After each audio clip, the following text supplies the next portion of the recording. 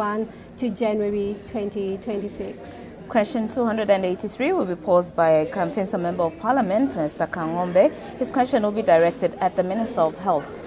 He wants to find out what measures the government is taking to strengthen the expanded program on immunization, EPI, considering the progression from 6 antigens at its inception in 1975 to 14 antigens as of 2025, and when the measures will be implemented.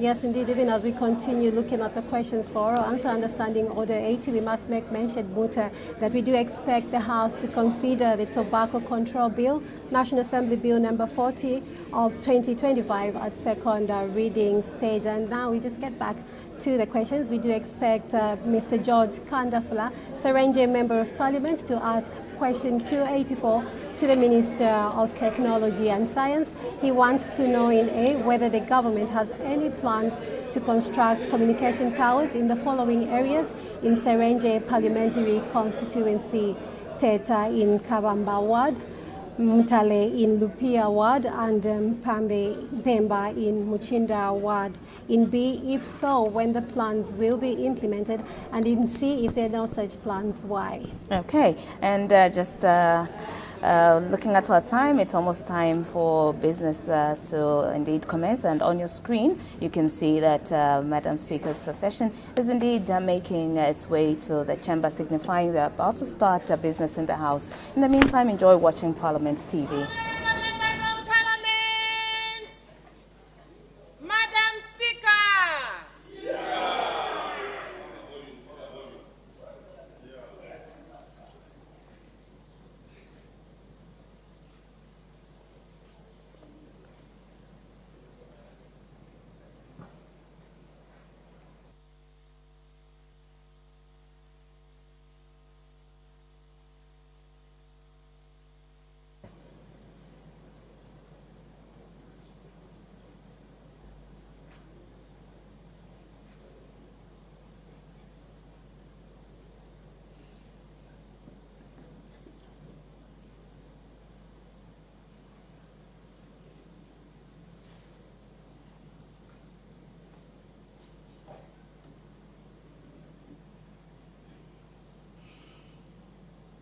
Tendency of Zambia, proud and free, land of wealth and joy in unity, victors in the struggle for the right.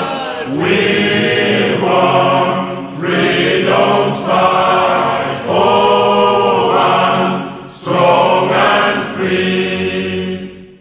Africa is our own motherland, fashioned with and blessed by God's good hand. Let us all our people join as one, brothers under the sun, oh, one, strong and free. One land and one nation is our cry, dignity and peace in Zambia's sky. Like a noble eagle in its flight, Zambia, praise to thee, oh, one, strong and free. Praise be to God, praise be, bless our great Zambia, Zambia, Zambia. Remain we stand under the flag of our land, Zambia, praise to thee, oh, one, strong and free. Prayer. Almighty God, who in your infinite wisdom and providential goodness has appointed the offices of leaders and parliaments for the welfare of society and the just government of the people, we beseech you to consider with your abundant favor us, your servants, whom you have been pleased to call to the performance of such important responsibilities in this land. Let your blessing descend upon us here in Parliament assembled, and grant that we may, as in your presence, treat and consider all matters that shall come under our deliberation, in so just and faithful a manner as to promote your honor and glory, and to advance the peace, prosperity, and welfare of our country, and of those whose interests you have committed to our charge. Amen.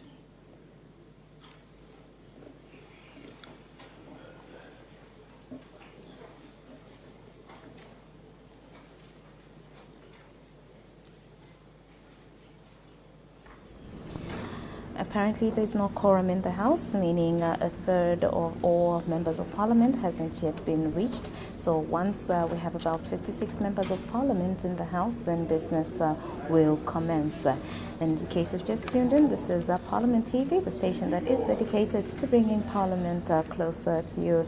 Earlier on, Taza, we did mention that we have about 17 bills that will be presented on the floor of the House today by various ministers. Maybe we can give for some meat to those bills that will be presented.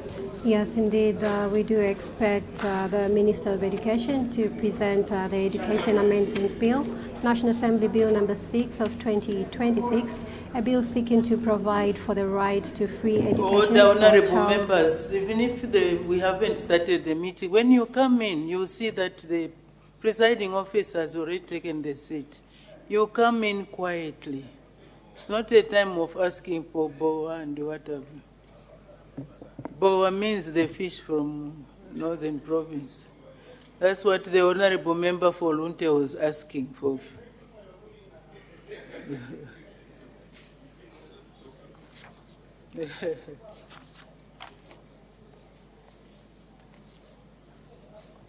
Instituted as members coming, they are supposed to do so in silence. Taza, we're looking at the bills. Yes, indeed, and I was making mention that we do expect the Minister of Education to present the Education Amendment Bill, National Assembly Bill number 6 of 2026, a bill seeking to provide for the right to free education for a child enrolled in a public educational institution from early childhood care development and education to secondary school education, revise the system of school education, and provide for matters connected with or incidental to the foregoing.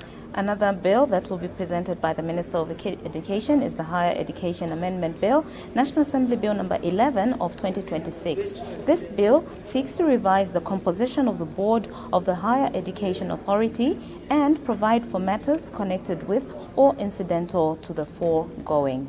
Yes, indeed, and we also expect the Minister of Finance and National Planning to present two bills, and this is the Pension Scheme Regulation Amendment Bill, National Assembly Bill number 7 of 2026, a bill seeking to revise the composition of the Board of the Pensions and Insurance Authority and provide for matters connected with or incidental to the foregoing. The Minister of Finance and National Planning will yet again present another bill, the Public-Private Partnership Amendment Bill, National Assembly Bill number 10 of 2026. This bill seeks to revise the composition of the Public-Private Partnership Council and to provide for matters connected with or incidental to the foregoing.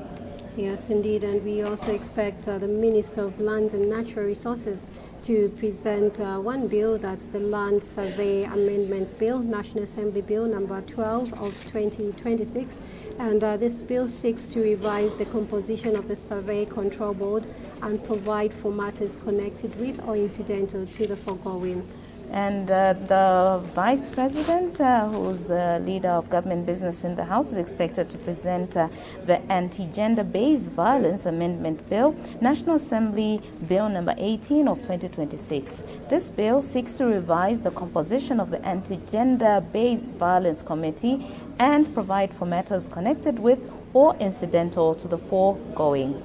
And we also expect the Minister of Infrastructure, Housing and Urban Development to present two bills. That's the Public Roads Amendment Bill, National Assembly Bill number 8 of 2026, a bill seeking to revise the composition of the Board of the Road Development Agency and provide for matters connected with or incidental to the foregoing. Another bill that the Minister of Infrastructure, Housing and Urban Development will present is the National Council for Construction Amendment Bill, National Assembly Bill number 21 of 2026. This bill seeks to revise the composition of the Board of the National Council for Construction and provide for matters connected with or incidental to the foregoing. And we do expect the Minister of Justice to present the Legal Aid Amendment Bill, National Assembly Bill number 13 of 2026, a bill seeking to revise the composition of the board of the Legal Aid Board and provide for matters connected with or incidental to the foregoing. The Minister of Health will this afternoon present three bills, the first one being the National Health Insurance Amendment Bill, a bill that seeks to revise the composition of the board of the National Health Insurance Management Authority and provide for matters connected with or incidental to the foregoing. This is the National Assembly Bill number 15 of 2026, the National Health Insurance Amendment Bill. The other bill to be presented by the Minister of Health is the Health Professions Amendment Bill. Order, honorable members. Thank you very much, honorable member for Kanyama, for standing in the gap. Honorable members, I have two announcements. The first announcement, honorable members, I wish to recognize the presence in the public gallery of pupils and teachers from Umbrella Trust School in Ndola District.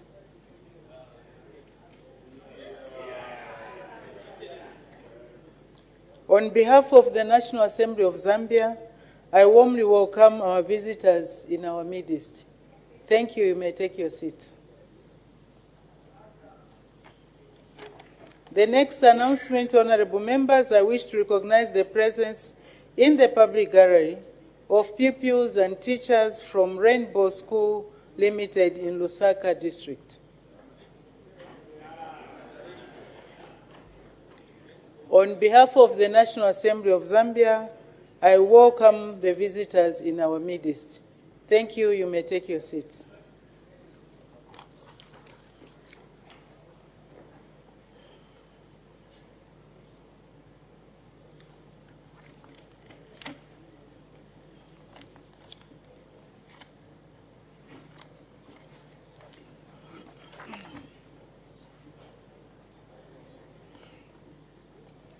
Honorable members, I wish to address the House in line with the Standing Order 56-1 of the National Assembly of Zambia Standing Orders 2024, which allows me to deliver a speech on the business to be transacted during the course of this meeting.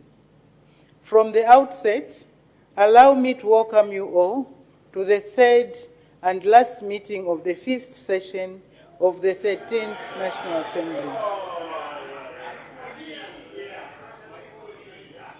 I trust that during the recess period, you use your time to interact with the people in your constituencies. Despite the short recess period, I hope you had an opportunity to inspect various developmental projects in your respective constituencies. Let me hasten to mention that during the recess, the first Deputy Speaker, Honorable Malungo H. Sangano, MP, officially opened the Solwezi West Parliamentary Constituency office on Monday, 23rd March 2026. This becomes the fourth constituency office to be constructed using the Constitutional Development Fund, CDF. Let me therefore take this opportunity to congratulate Honorable Nicholas M. Mukumbi, MP, for this great achievement. Honorable members, I also wish to take cognizance of the fact that we are getting closer to the general elections. It is therefore my sincere hope that the break from the House business gave an opportunity to those of you who intend to recontest your seats to reflect on your strategies that you want to adopt in order to help you effectively prepare for the forthcoming polls. Let me now turn to the business that the House is expected to consider during this meeting. Honorable members, for this meeting, the House is expected to sit for about 5 weeks from today, 7th April 2026, and is scheduled to adjourn on or before Friday, 8th May 2026. As you are aware, this meeting is dedicated primarily to the consideration and adoption of committee reports, which may include sessional committee reports, select committee reports, reports on ratification of presidential appointments, as well as reports on international agreements and international conferences. However, the House is not precluded from transacting other business, such as ministerial statements, questions for oral and written answer, private members' motion, and bills. To this effect, let me remind you that we already have bills that are at various stages of consideration on the floor of the House. In addition, the Executive has submitted more bills which are being presented to the House today, while some will be presented in due course. In view of the foregoing, honorable members, I must mention that even though the meeting period is relatively short, there is substantial amount of business to be transacted, which will require your attention and commitment. For this reason, honorable members, I am urging all of you to remain committed and report to the House early, as well as committee meetings, to avoid the undesirable perennial issue of not having a quorum, like we witnessed just today. My expectation is that business will be conducted with utmost adherence to the rules and procedures of the House, while observing decorum and respect for each other. I must emphasize that even in the last days, conduct that seeks to go against our rules will not be condoned. I have no doubt in my mind that together we'll deliver to the expectations of the good people of Zambia, regardless of the limited time available for us. Honorable members, I would like to conclude with an encouragement note that as we begin preparing for the next Parliament, each one of you must take time to self-introspect on your contributions to the work of this august House and your respective constituencies during the 13th National Assembly. I am particularly proud that it's during this Parliament that we have collectively achieved a number of things, including the following. 1, enactment of the Constitution of Zambia Amendment Act number 13 of 2025,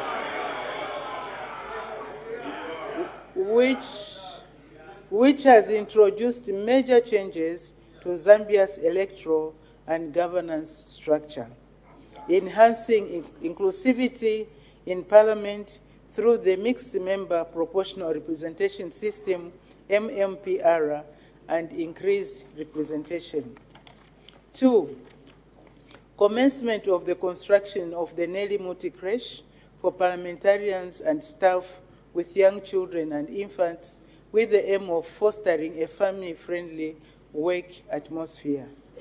3, the launch of the Institute of Parliamentary Studies and Training, IPST, which will be providing training programs for members of Parliament and parliamentary professionals, as well as supporting research aimed at strengthening parliamentary work and democratic governance in Zambia. 4, construction of selected parliamentary constituency offices using CDF. And 5, the creation of 3 new parliamentary committees for the 14th National Assembly, namely the Committee on Women Parliamentarians, Committee on Disasters and Risk Reduction, and the Committee on Constituency Development Fund. The other works will be announced as we launch them. For example, the solar construction, which is outside. This is an example of the 2 megawatts for each constituency. So us as Parliament, we are leading by example. So we'll be launching our solar project once it's ready. Honorable members, these are notable achievements that will forever remain as part of our parliamentary legacy. Therefore, let us all be proud of ourselves for the work well done. So far, through the 5-year journey that we have undertaken as the people's representatives, the role we have played to contribute to the development of our nation, Zambia, is indeed commendable. With these few remarks, honorable members, I wish you all fruitful deliberations throughout this important meeting. I thank you.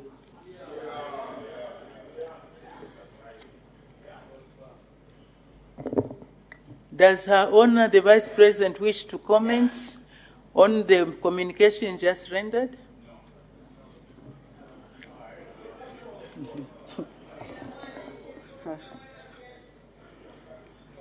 Yes, ma'am. Yes, Madam Speaker.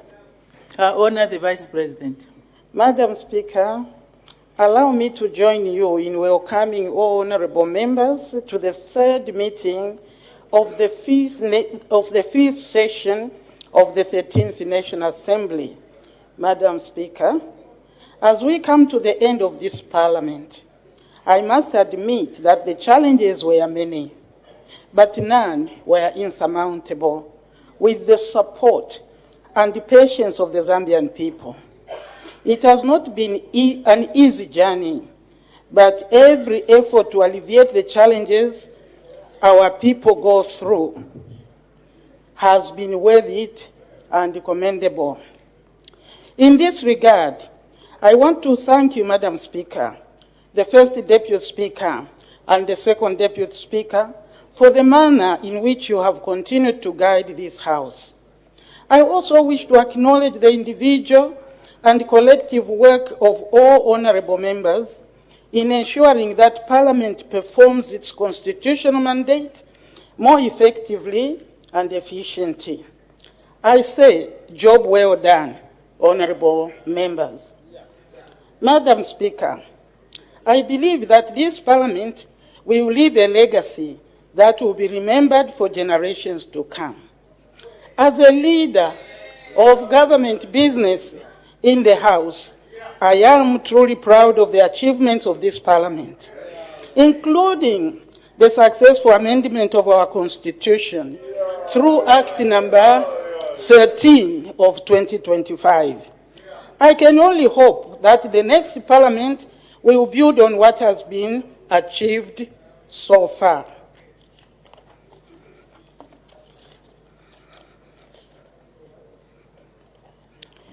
Madam Speaker, yes, as you have rightly stated, after this meeting, our nation will transition into an election period. Let me take this opportunity to assure the House and the nation at large that this government will ensure that the next general elections are held free, in a fair and transparent manner. Will be held free in a fair and transparent manner. This government will ensure that the people of Zambia exercise their right to vote in a peaceful and violent-free environment. In this vein, I wish to urge all political players, members of Parliament inclusive, to conduct themselves in a manner that builds national unity, because what unites us is greater than what divides us. Yes. Let us remember that after elections, we have one country for our children and our children's children. Therefore, as political players, Madam Speaker, let us remain cognizant of the power of our influence on the people and the need to continue putting the country first before our personal interest. Madam Speaker, focusing on the business for this meeting, which is based mainly on the consideration and adoption of committee reports, allow me to begin by particularly expressing my sincere gratitude to the various parliamentary committees through which reports are generated. The government appreciates the practical recommendations from the committees, which to a large extent contribute to devising policies and actions for our sustainable national development. For this reason, Madam Speaker, the executive equally takes this meeting seriously, and we will ensure that parliamentary business is given the utmost priority it deserves. We will also take advantage of this meeting to inform the House and the public about various government policies and plans through ministerial statements, questions, and other avenues at our disposal. All in all, Madam, I can confirm that the executive is ready to proceed with the business for this meeting and looks forward to insightful deliberations. May God give us wisdom and guidance through this meeting. Madam Speaker, I thank you.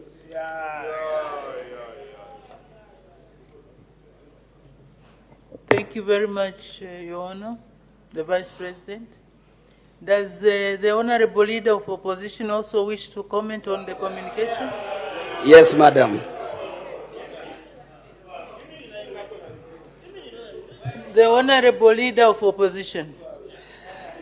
Thank you, Madam Speaker. I'm so grateful this afternoon that I'll be able to add a voice and a word, especially to the people of Chilubi, Lunte, and Nkana, so that they have to listen carefully when leaders are talking. When leaders are talking, people must be quiet and listen. Madam Speaker, I thank you for giving me this opportunity to render a few remarks in acknowledging your speech to the House on the occasion of the first sitting of the third meeting of the fifth session of the 13th National Assembly. Madam Speaker, I also wish to join you and Her Honor the Vice President and the Leader of Government Business in the House in welcoming all honorable members to this meeting.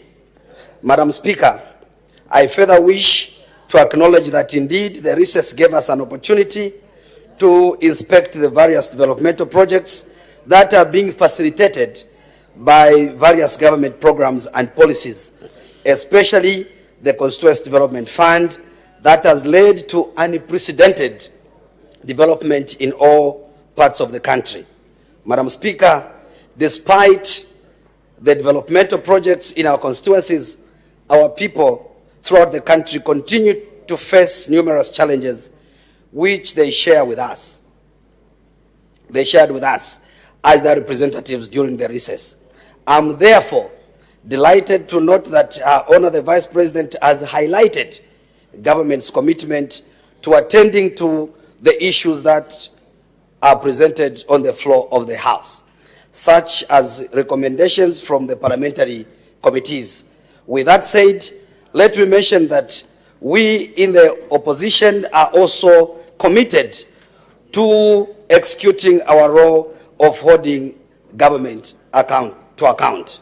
Madam Speaker, I also wish to state that I'm proud of the work that this Parliament has done in the 5 years of its existence, notably the amendment of the Constitution, which has culminated into inclusion of more women, youth, and people living with disabilities in Parliament.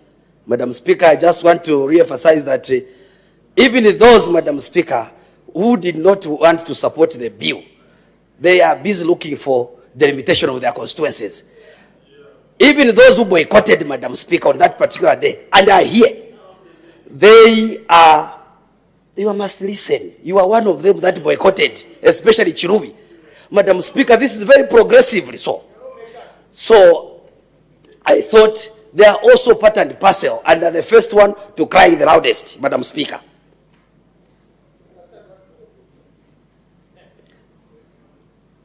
Madam Speaker,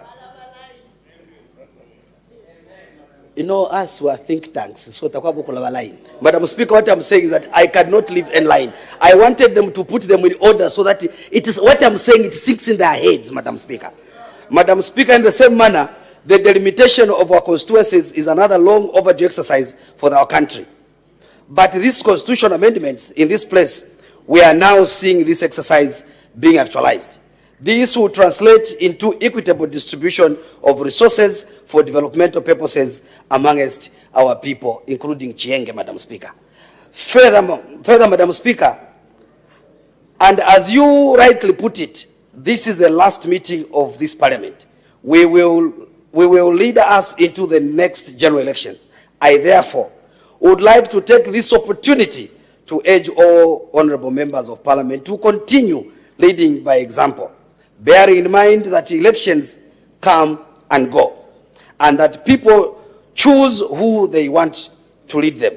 In this vein, I wish to underscore that there is no need to engage in hate speech, violence, and negative propaganda.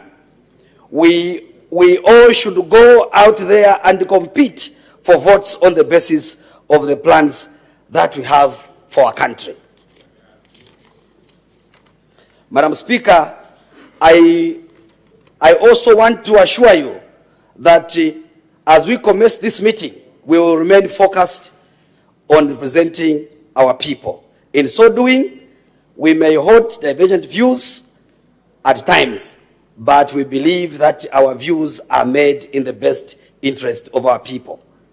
Therefore, as we exercise this constitutional duty, I urge all my colleagues to ensure that we adhere to the parliamentary rules and uphold the dignity of the House, especially my colleagues from Chiluvi.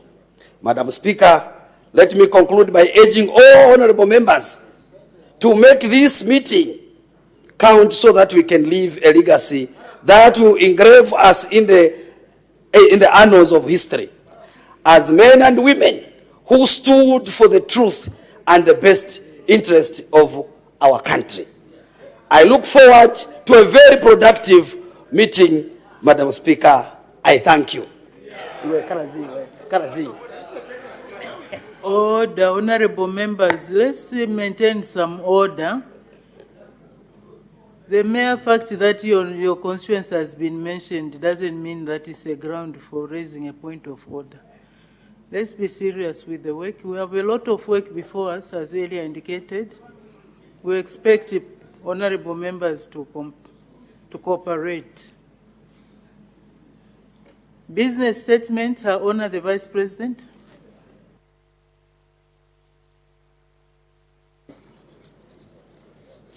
Madam Speaker, I wish to inform the House that the House Business Committee met on Wednesday, 1st April 2026, to determine and schedule business of the House for the period 7th to 17th April 2026.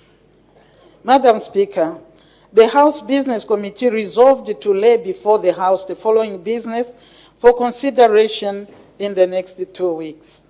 A, announcements. The Honorable Speaker may make announcements if there will be any. B, rulings.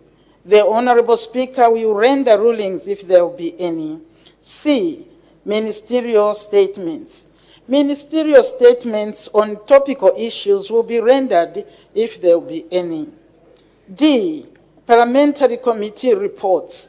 The following committee reports will be considered during the period: name of the committee, subject matter, and date for consideration.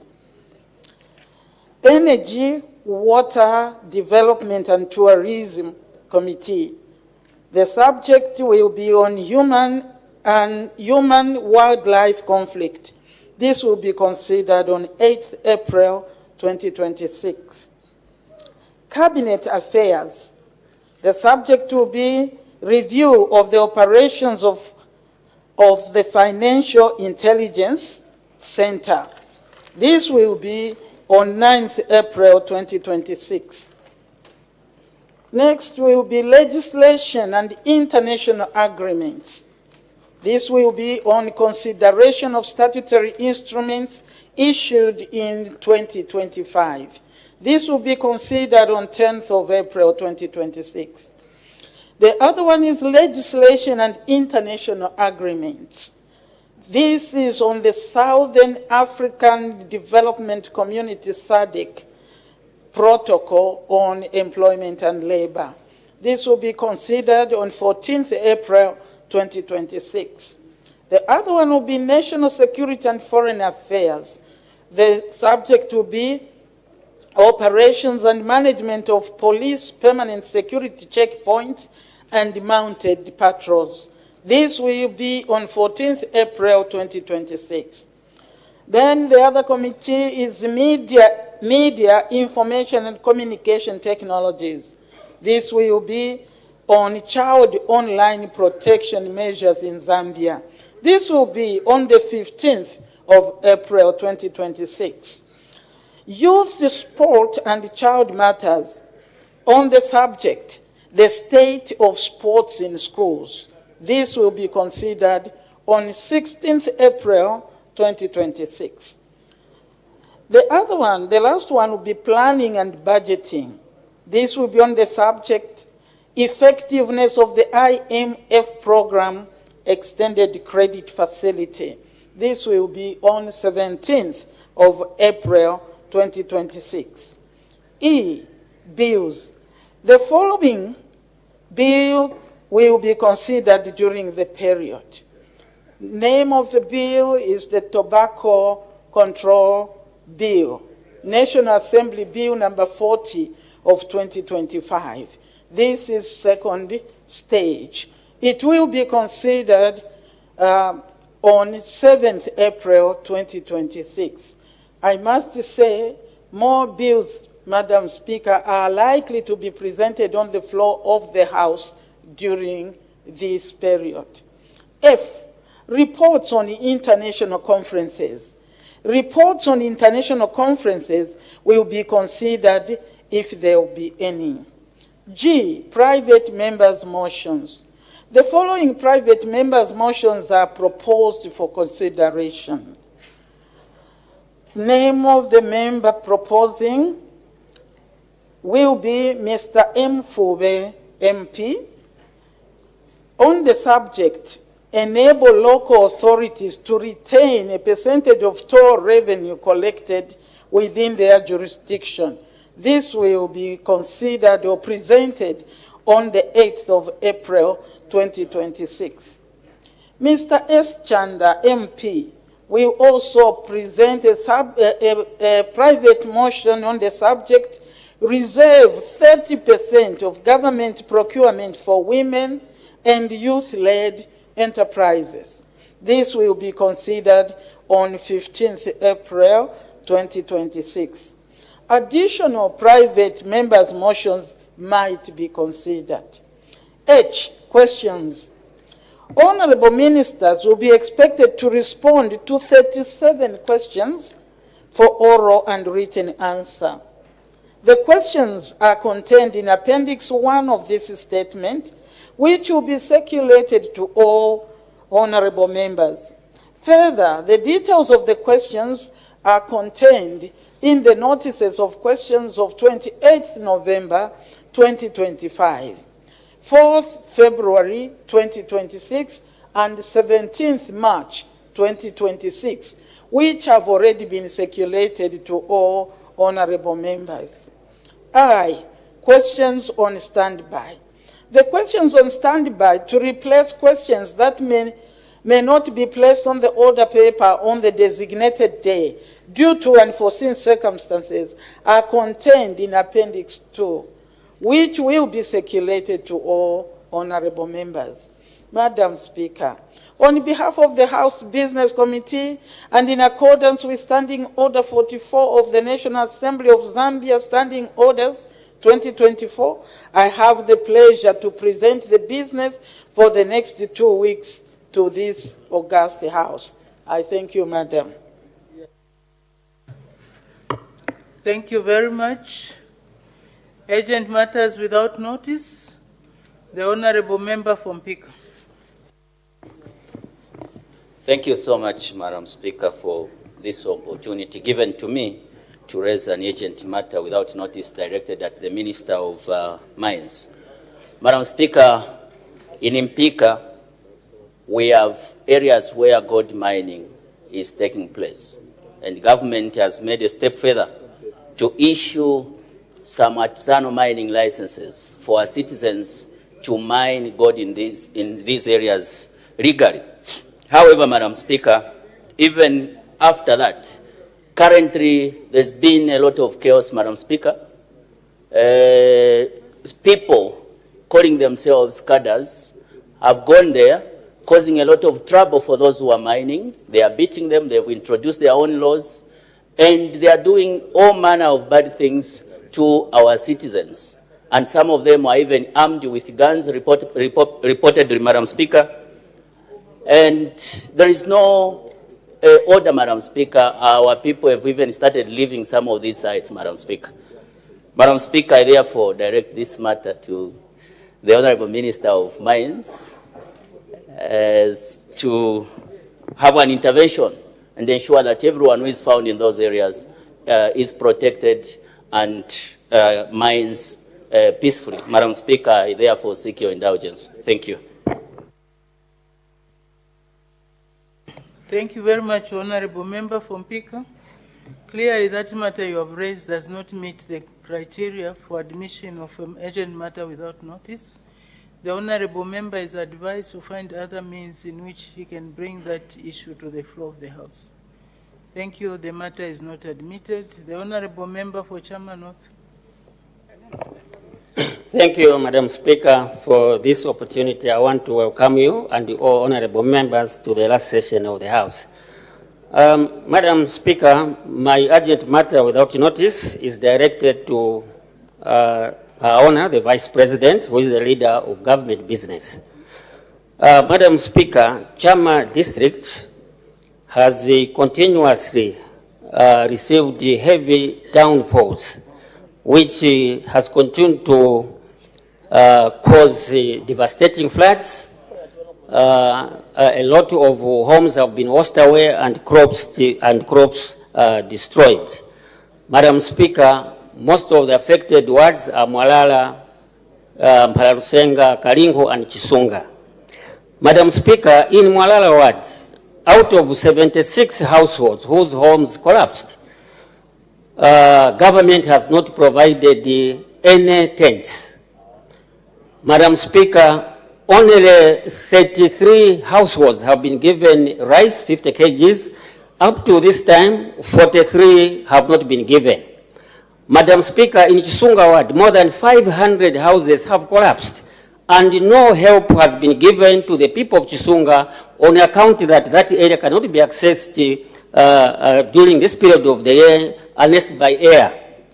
So, Madam Speaker, before we went on recess, I think these are the issues. I was in touch with the DMMU, the national coordinator, but nothing has come, people have not been assisted. Last week, Our Honor, the Vice President, was in my constituents, and strangely enough, I was not even notified officially. She was in my constituents on her mission to visit flood victims. But she did not visit any of the flood victims, but instead she went to receive 12 defectors, much to the displeasure of the people of Chama. So, Madam Speaker, she came with two helicopters in Chama, and decided to go when Chisunga ward, which needed a helicopter so that DMM can do an assessment. Up to this time, people have no... Honorable Member, wind up. Your time is up. Up to this time, Madam Speaker, more than 500 households, people are crying in Chisunga, no any help whatsoever from the government. I seek your serious indulgence in this matter. I thank you. Order. Order, Honorable Member for Chama North. I think what you are raising is something more than an urgent matter without notice. Clearly, what you have said about the people who've been affected by the heavy downpour. Some of them have been assisted, some not yet. But it appears the government is aware. From your own statement, you are not even listening. The government is aware of the situation in your area. All you need to do, Honorable Member, is to make a follow-up. The other issues that you have mentioned, that Her Honor the Vice President was in your area, instead of visiting the people who were affected, she was doing something else. I think that is not a fair comment to give, especially that you, Honorable Member, you knew that the mission was there. So maybe to be fair to Her Honor the Vice President, you should withdraw the part where you were saying that she went there to receive defectors. Because it's not truthful, that's all. Honorable Member, you can withdraw that statement. But isn't it truth? Madam Speaker, what I have said is the truth, and this can be verified. She didn't visit those flood victims. And the people the Honorable Member for Chama, you've been guided. This is a point where we raise urgent matters without notice, not accusing other honorable members about something, whether true or not true. What you are saying is not factual. Her Honor had her own mission to go and do there. So you are not the one who assigned. So please, you've been guided. Withdraw the statement. I withdraw the statement, Madam Speaker. Thank you very much. The next honorable member so the urgent matter is not admitted. The next honorable member for Lunte.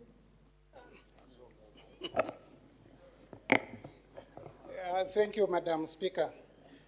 I direct my urgent matter to Our Honor the Vice President, and it relates to the UPND being our governing party. Madam Speaker, the UPND and the examples they set for democratic development is important to the opposition as well as to other stakeholders like the international community. Madam Speaker, currently the UPND is undertaking intra-party elections. Honorable Mwari Teta was just re-elected as provincial chairman for Lusaka, and I wish to congratulate him.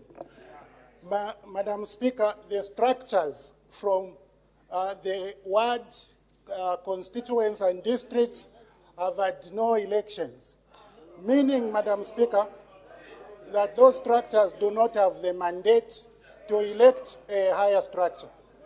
Madam Speaker, the other issue is that the office bearers of UPND who should sanction these particular elections, their mandate expired, thereby UPND being taken over by a Mr. Tembo.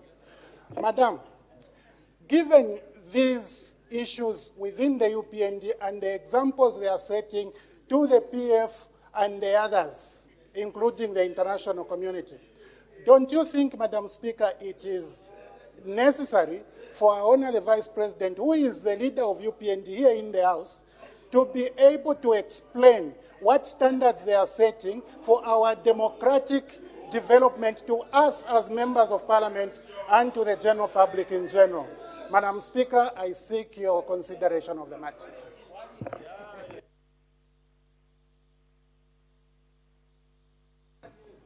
All the honorable members, Honorable Member for Lunte, we are dealing with urgent matters without notice.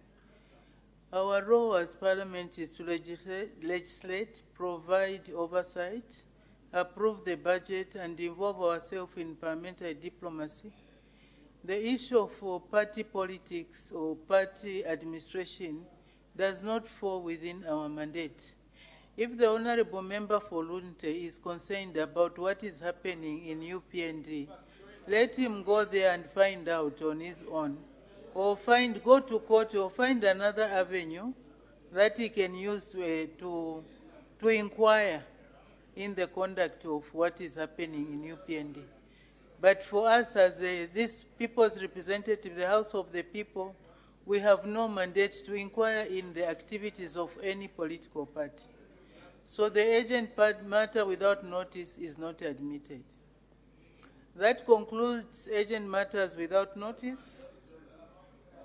We go to the next item on the agenda, on the order of proceedings, presentation of bills. The Honorable Minister of Education.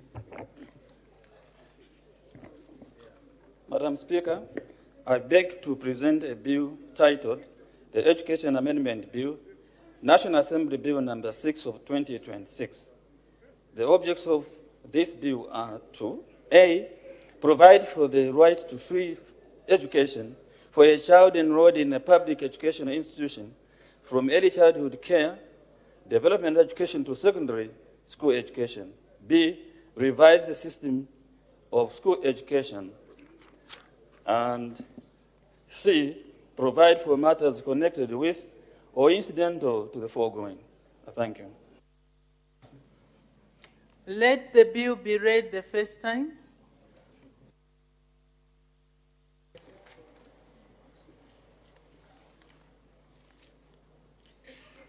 The Education Amendment Bill, National Assembly Bill number 6 of 2026.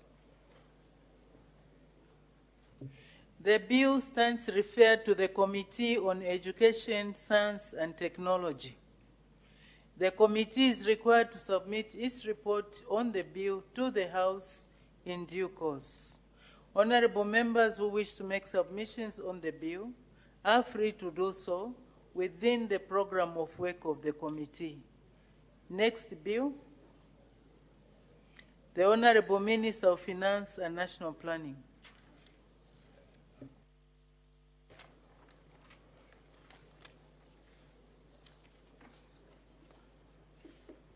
Thank you, Madam Speaker.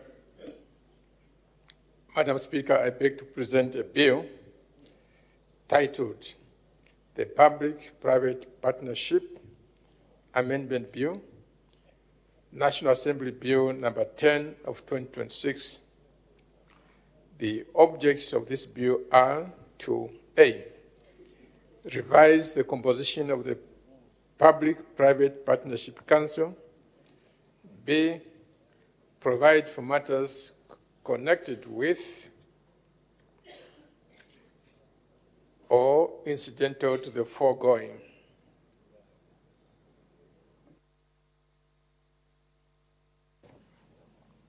Let the bill be read the first time.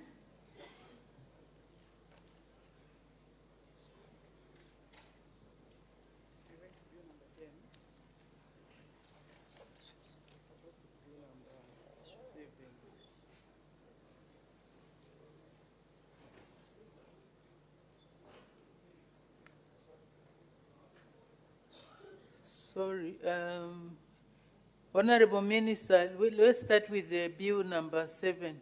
You were reading 10. Thank you, Madam Speaker. Madam Speaker, I beg to present a bill titled the Pension Scheme Regulation Amendment Bill number 7 of 2026.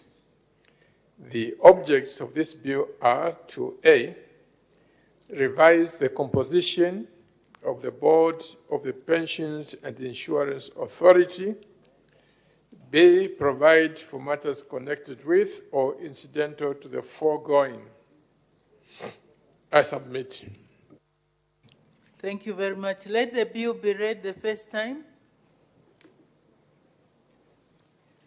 The Pension Scheme Regulation Amendment Bill, National Assembly Bill number 7 of 2026. The bill stands referred to the Committee on National Economy, Trade and Labor Matters. The committee is required to submit its report on the bill to the House in due course.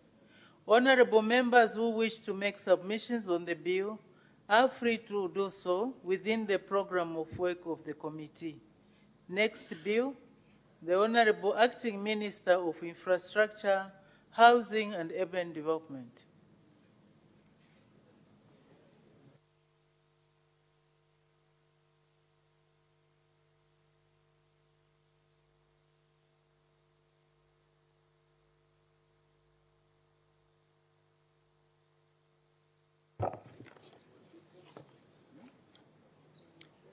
Madam Speaker,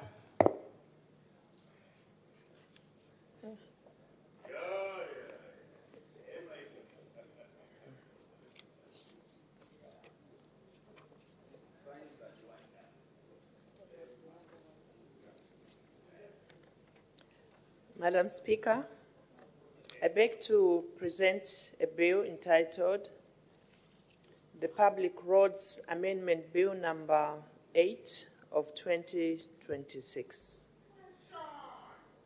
The objects of this bill are to revise the composition of the board of the Road Development Agency and provide for matters connected with or incidental to the foregoing. Let the bill be read the first time. The Public Roads Amendment Bill, National Assembly Bill number 8 of 2026. The bill stands referred to the Committee on Government Assurances. The committee is required to submit its report on the bill to the House in due course. Honorable members who wish to make submissions on the bill are free to do so within the program of work of the committee. Next bill. The Honorable Minister of Finance and National Planning.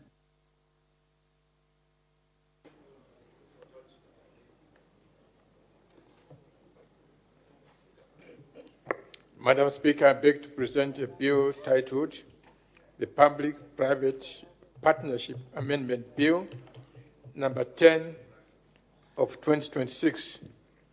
The objects of the bill are to A, revise the composition of the Public-Private Partnership Council, and B, provide for matters connected with or incidental to the foregoing.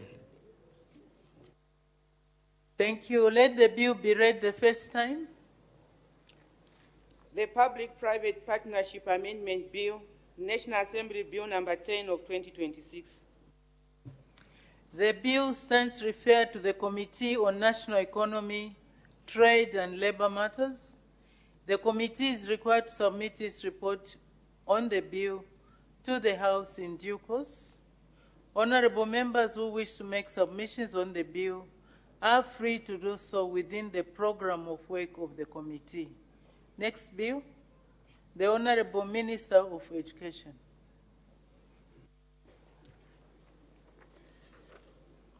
Madam Speaker, I beg to present a bill titled the Higher Education Amendment Bill, National Assembly Bill number 11 of 2026. The objects of this bill are to A, revise the composition of the board of the Higher Education Authority, and B, provide for matters connected with or incidental to the foregoing. Thank you. Let the bill be read the first time. The Higher Education Amendment Bill, National Assembly Bill number 11 of 2026. The bill stands referred to the Committee on Education, Science and Technology.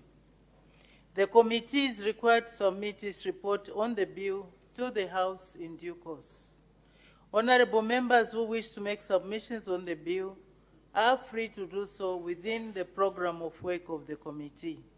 Next bill, the Honorable Minister of Lands and Natural Resources.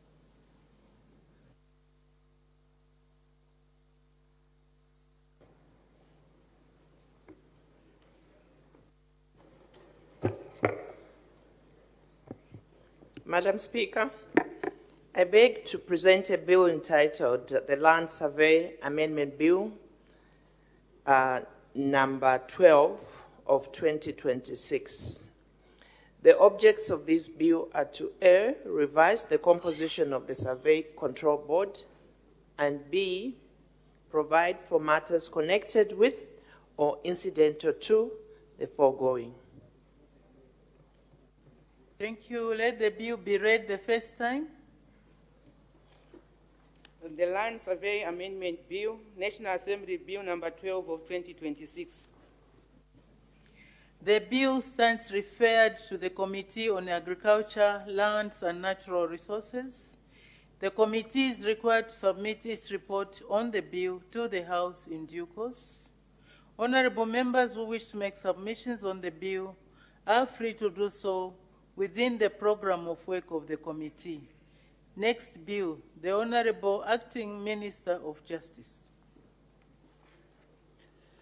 Madam Speaker, I beg to present a bill titled the Legal Aid Amendment Bill, National Assembly Bill number 13 of 2026. The objects of this bill are to A, revise the composition of the Legal Aid Board, and B, provide for matters connected with or incidental to the foregoing. Let the bill be read the first time. The Legal Aid Amendment Bill, National Assembly Bill number 13 of 2026. The bill stands referred to the Committee on Legal Affairs, Human Rights and Governance. The committee is required to submit its report on the bill to the House in due course. Honorable members who wish to make submissions on the bill are free to do so within the program of work of the committee. Next bill, the Honorable Minister of Commerce and Trade and Industry. Madam Speaker, I beg to present a bill titled the Metrology Amendment Bill number 14 of 2026. The objects of the bill are to A, revise the composition of the board of the Zambia Metrology Agency, and B, provide for matters connected with or incidental to the foregoing. Thank you. Let the bill be read the first time. The Metrology Amendment Bill, National Assembly Bill number 14 of 2026. The bill stands referred to the Committee on National Economy, Trade and Labor Matters. The committee is required to submit its report on the bill to the House in due course. Honorable members who wish to make submissions on the bill are free to do so within the program of work of the committee. Next bill, the Honorable Minister of Health.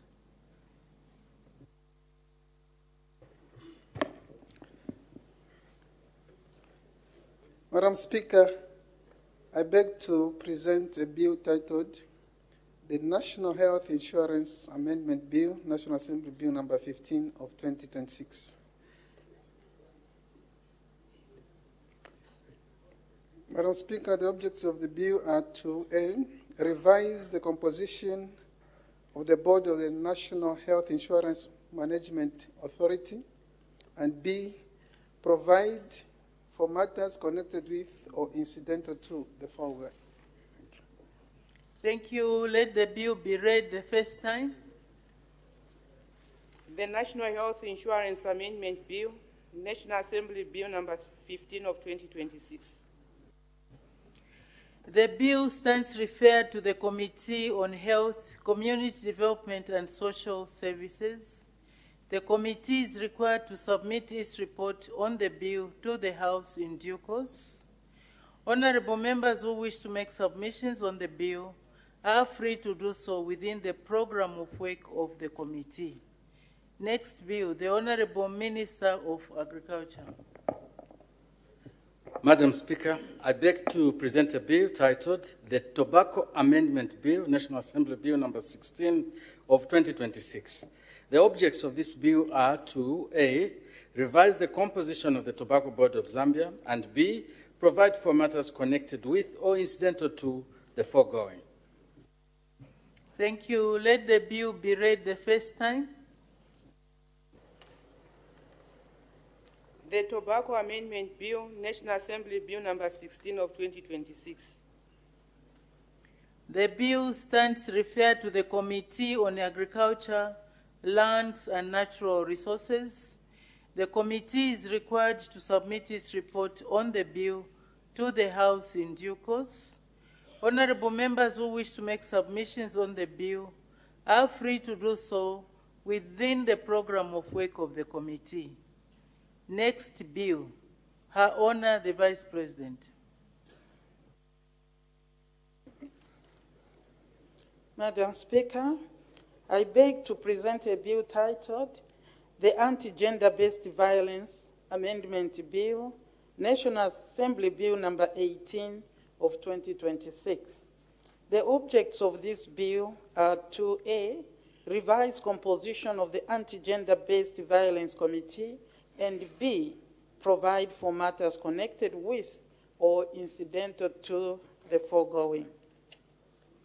Thank you very much. Let the bill be read the first time.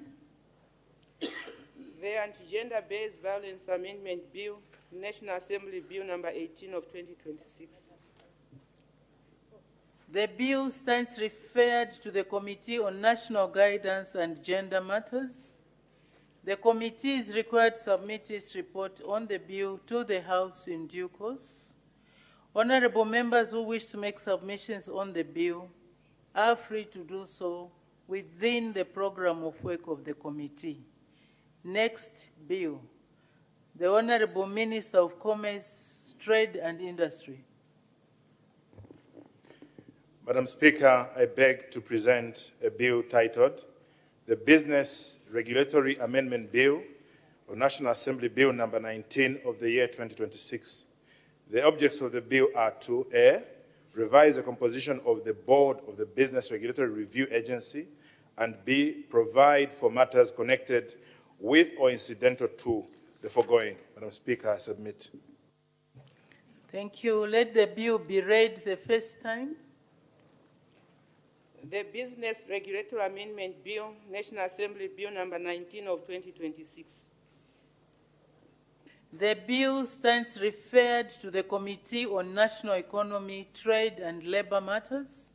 The committee is required to submit its report on the bill to the House in due course. Honorable members who wish to make submissions on the bill are free to do so within the program of work of the committee. Next bill, the Honorable Acting Minister of Youth, Sports and Arts. Madam Speaker, I beg to present a bill titled the National Arts Council of Zambia Amendment Bill, National Assembly Bill number 20 of 2026. The objects of this bill are to A, revise the composition of the National Arts Council of Zambia, and B, provide for matters connected with or incidental to the foregoing. Thank you. Let the bill be read the first time.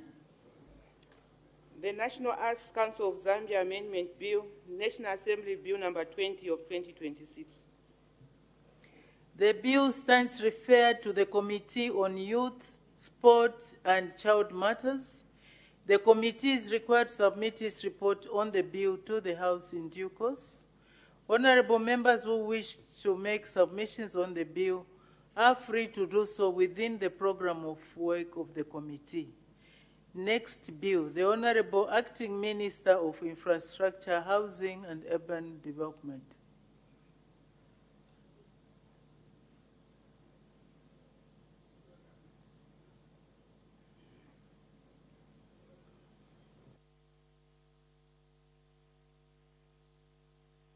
Madam Speaker, the Honorable Member of Parliament, Mr. Mukosa, is asking the Minister of... Oh, we are still on bills, Honorable Minister. We are still on bills. As Acting Minister of Infrastructure. Sorry, Madam Speaker. Madam Speaker, I beg to present a bill titled the National Council for Construction Amendment Bill number 21 of 2026. The objects of this bill are to A, revise the composition of the board of the National Council for Construction, and B, provide for matters connected with or incidental to the foregoing. Thank you. Thank you. Let the bill be read the first time. The National Council for Construction Amendment Bill, National Assembly Bill number 21 of 2026. The bill stands referred to the Committee on Government Assurances. The committee is required to submit its report on the bill to the House in due course. Honorable members who wish to make submissions on the bill are free to do so within the program of work of the committee. Next bill, the Honorable Minister of Health. Thank you very much, Madam Speaker.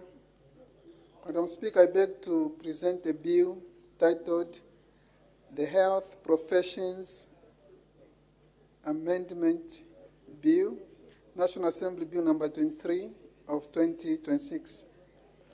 The objects of the bill are A, revise the composition of the Board of the Health Professions Council of Zambia, and B, provide for matters connected with or incidental to the foregoing. Madam Speaker, I submit. Thank you very much. Let the bill be read the first time. The Health Professions Amendment Bill, National Assembly Bill number 23 of 2026.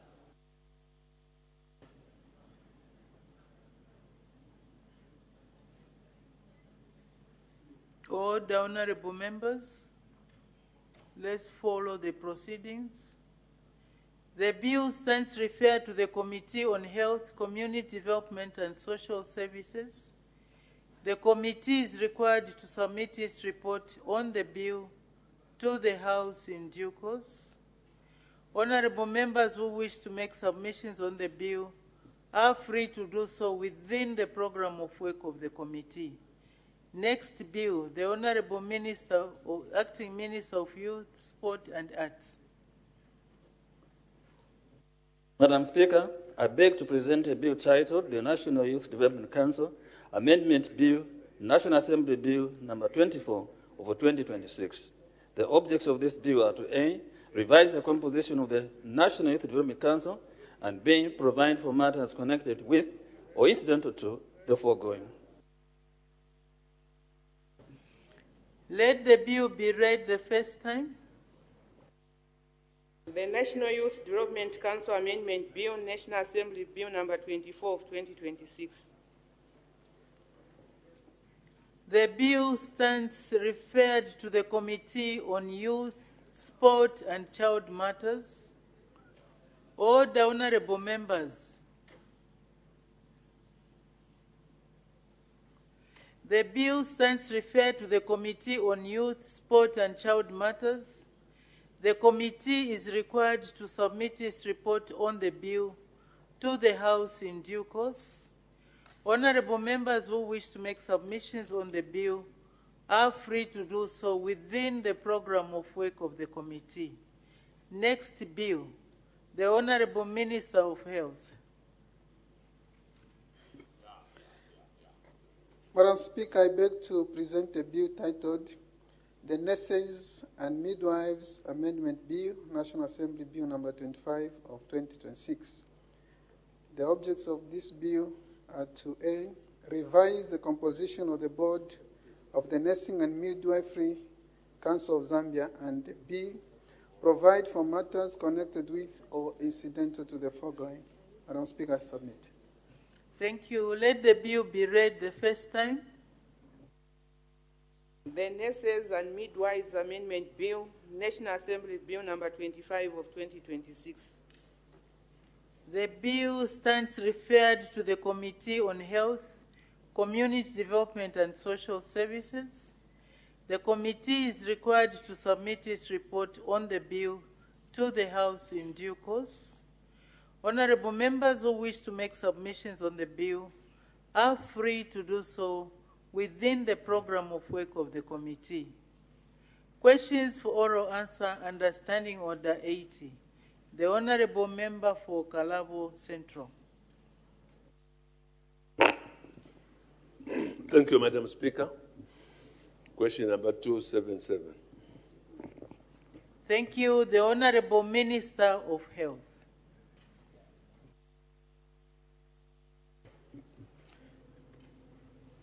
Thank you, Madam Speaker.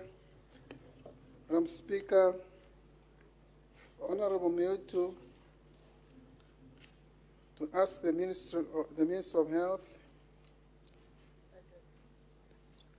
in 6 parts. The question is as follows: how many medical doctors the government employed countrywide from 2023 to 2025 year by year?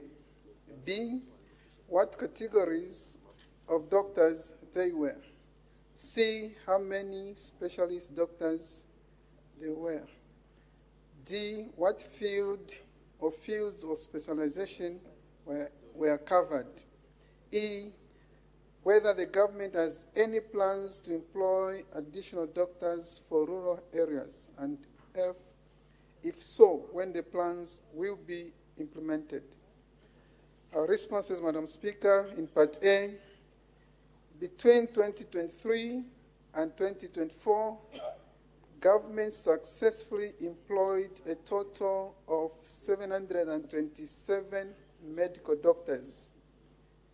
In addition, under the ongoing 2025 recruitment process, which is now near conclusion, at least 210 more doctors are expected to be recruited.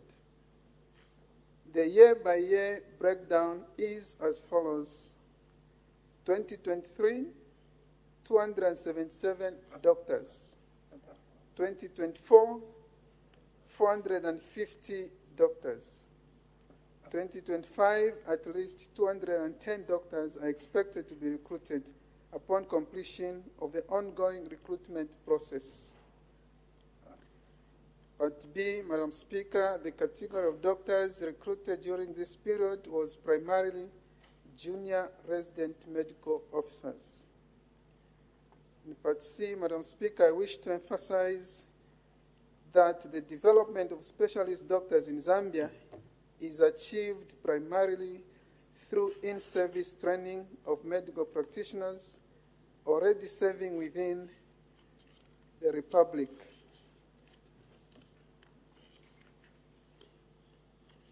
And in the health system. This approach, Madam Speaker, ensures that the country builds advanced medical expertise while retaining experienced professionals in the service of our citizens. D, Madam Speaker, medical doctors are sponsored, government or self, to pursue postgraduate training in diverse fields of specialization. Upon successful completion of their training, they are appointed to specialist positions subject to the availability of established posts within the health sector. This structured pathway ensures both professional advancement and the continued strengthening of our national health workforce. In E, Madam Speaker, the government does have plans to employ additional medical doctors, including deployment to rural and underserved areas as part of ongoing efforts to strengthen the health workforce and improve equitable access to health services across the country. And F, Madam Speaker, these plans will be implemented through the completion of the ongoing 2025 recruitment process, as well as the planned recruitment exercise for 2026. Madam Speaker, I thank you.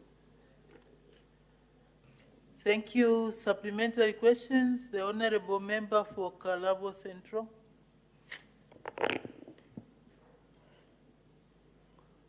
Thank you, Madam Speaker.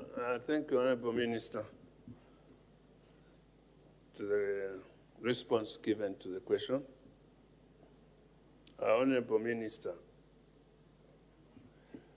the response indicates that upon recruitment, there is no consideration of speciality.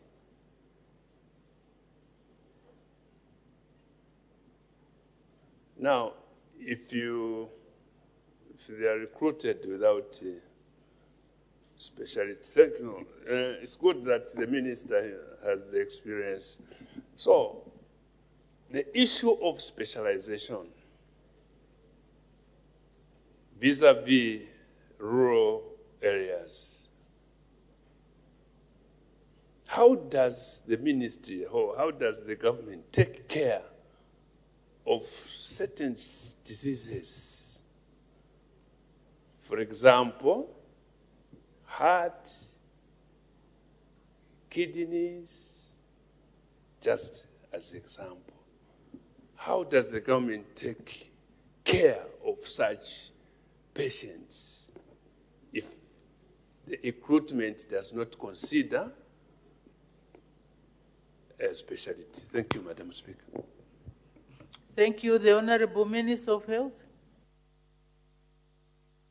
Thank you very much, Madam Speaker, and thank you, Honourable Member, for that follow-up question.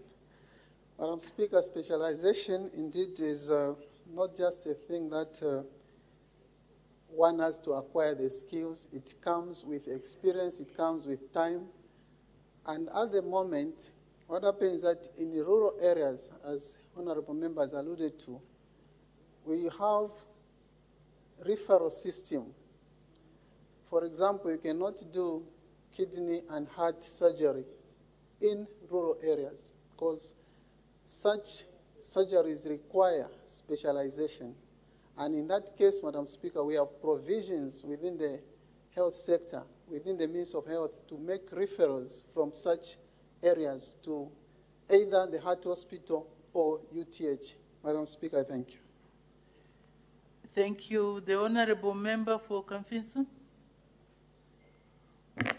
Madam Speaker, thank you for the opportunity to direct a follow-up question to the Minister of Health.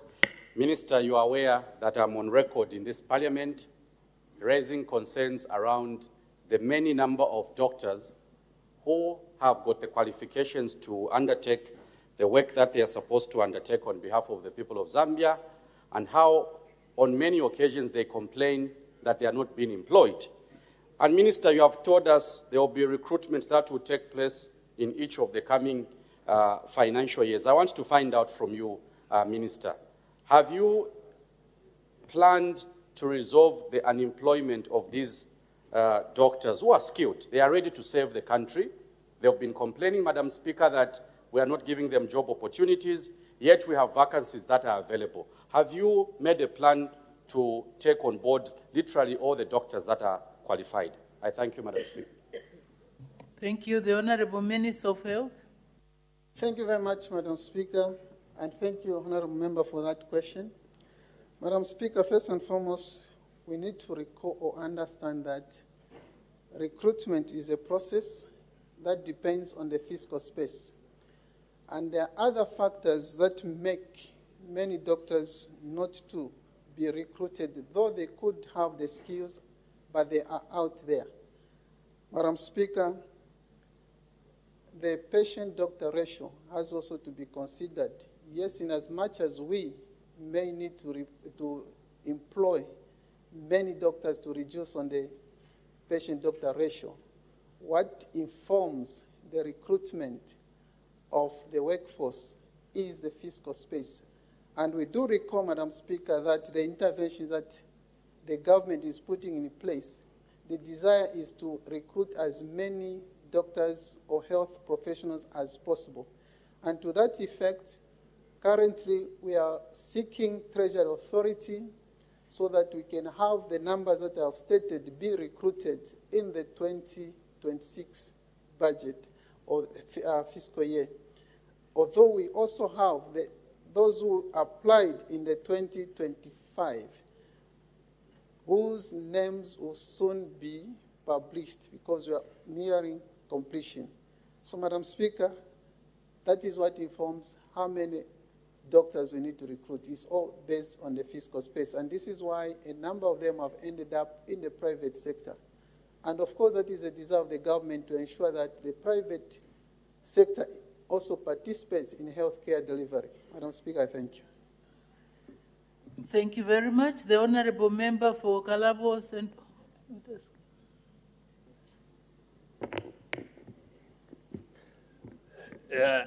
Honourable Minister,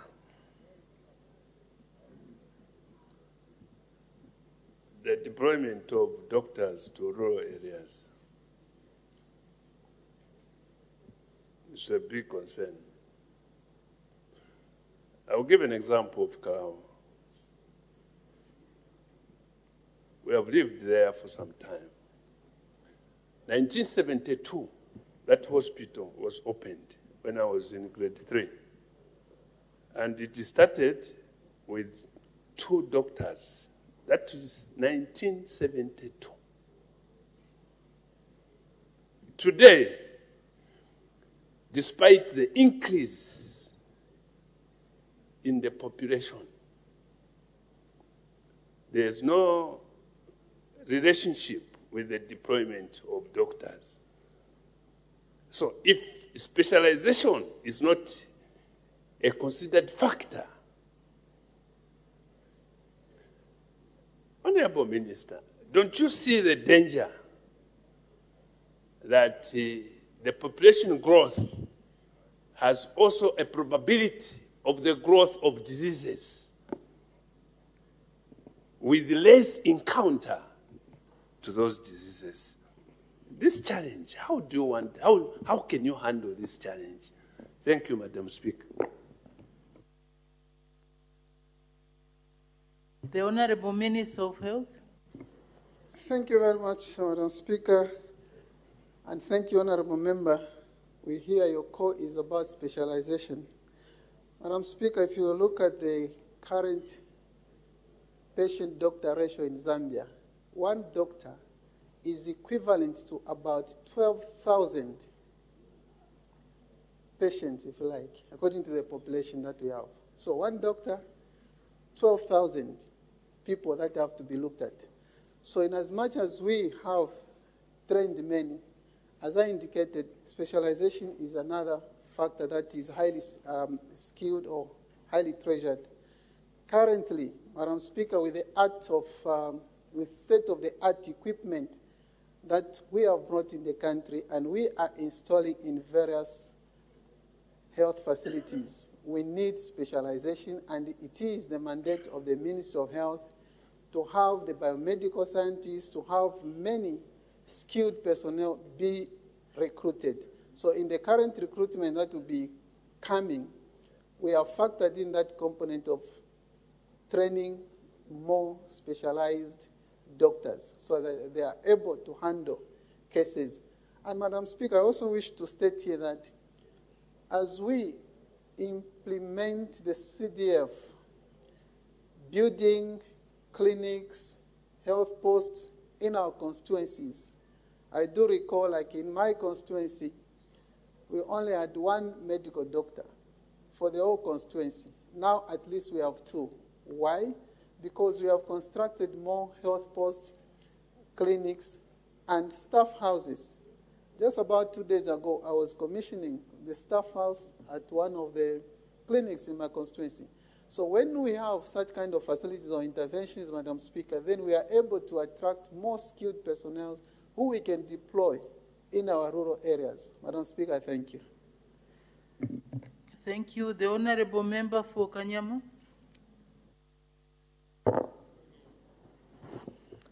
Thank you, Madam Speaker, and Minister, thank you for your responses. Talking about specialization, Madam Speaker, this country has been burdened with a number of diseases, more especially the cancer, and that is my main focus, which is said to be on the increase, and that increase is attributed to lack of specialized doctors to look into the issue. Minister, as you are doing this employment, are you taking into account the issues to do with the cancer, those who are specialized looking into cancer issues, more especially the oncologists, pathologists? How are you embracing them into this enrollment? Madam Speaker, I submit. The Honorable Minister of Health. Thank you, Madam Speaker. Just to correct my honorable member colleague, the increase in the cancer diseases that we have noted is not about due to lack of specialized medical doctors. No, there are many other factors. The increase, Madam Speaker, has other factors that are involved. For example, if you talk about the effects of tobacco. Okay. Those are some of the risk factors. Those are some of the risk factors. So, Madam Speaker, to treat the various cancers that my colleague has mentioned, it is not in the initial recruitment of medical doctors, because these are basically those who have not yet developed the skills and specialization. So when we recruit them, they are still raw, not fully baked. So they have to go internship, and then later on, like I stated in the statement, they have to undergo specialization. It is at specialization that they are now able to streamline and be able to treat specific diseases or infections. Madam Speaker, thank you. Thank you very much. The Honorable Member for Chilubi. Thank you, Madam Speaker. The Minister has highlighted a lot of issues, and among them is the patient-doctor ratio, which is 1 to 12,000, according to what he has said. And government has intention of, has gotten Treasury Authority to employ 2,000 health workers, if I'm not mistaken, isn't it? And given that background, Madam Speaker, we know that a doctor in the continuum of care is very central in terms of diagnosing and many other factors. And what he's talking about is supportive personnel, that 2,000. Does government have intention of collapsing some of those positions into recruiting doctors so that they can beef up, especially for those who come from the rural areas, so that they can treat, especially the rising non-communicable diseases that are there in the rural areas? The Honorable Minister of Health. Speaker, I thank you very much, and Honorable Member, I thank you for that follow-up question. I know in Chilubi you really want more specialized doctors to treat specific infections. That is an option, Madam Speaker, that can be considered depending on the demand. But for now, as I said, the quantum that my colleague has talked about is specifically for those doctors who have completed their training and they are not yet employed. And as I stated earlier, just to correct the figures, when you say the 2,000, we say the 2,000 is for the 2025 recruitment, and 2026, depending on the fiscal space, we need to recruit about 2,500. Of those, if we were to collapse and get specialized doctors, we have to look at those who have already been trained. If they have not been absorbed in the health sector, then there's a possibility of re-engaging them. For various reasons, others, they may have chosen not to work in the government, they will go into private, and so on. So if we have a continuum of such doctors, then the door is always open. They can always get re-engaged in the Ministry of Health. Madam Speaker, thank you. Thank you. I think we have exhausted the question. We can make progress. Next question, the Honorable Member for Chilubi. Question 278, Madam Speaker. The Honorable Minister of Mines and Minerals Development. Thank you very much, Madam Speaker. The Honorable Member, Mr. Mlenga Fube, asked the Minister of Mines how many tons of cobalt were produced countrywide from 2019 to 2024, what the monetary value of the tons produced was year by year, and how many tons were exported year by year. In response, Madam Speaker, the amount of cobalt produced countrywide from 2019 to 2024, year by year, was as follows. Cobalt, 2019, 367 tons. 2020, 221 tons. 2021, 240. 2022, 251 tons. 2023, 226 tons, 2024, 96 tons. Madam Speaker, the monetary value of the tons produced year by year was as follows. 2019, 10,651,120 US dollars. 2020, 7,730,000 US dollars. 2021, 10.3 million US dollars. 2022, 15.2 million US dollars. 2023, 7.141 million US dollars. 2024, 2.350 thousand dollars. Madam Speaker, in C, the quantities of cobalt exported in tons year by year. 2019, 44 tons. 2020, 204 tons. 2021, 508 tons. 2022, 507 tons. 2023, 517.4 tons.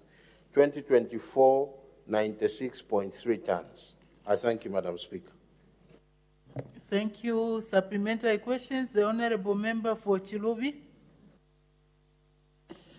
Madam Speaker, I want to learn from the Minister what has contributed to the downward trend from 2019 to 2024. I can see, if I got him right, the trends have been going down. I think he ended up to 96 tons from the 367 tons of cobalt. What could contribute to that? Does it mean cobalt is depleting, or what are the other factors? The Honorable Minister of Mines and Minerals Development. Thank you very much, Madam Speaker, and thank you, Honorable Member, for that question. Madam Speaker, Zambia does not have a standalone cobalt mine. All the cobalt that we produce in Zambia comes as a byproduct. So it then follows, Madam Speaker, that if you affect a copper mine, which is supposed to give you the cobalt, you must know that the production figures will go down.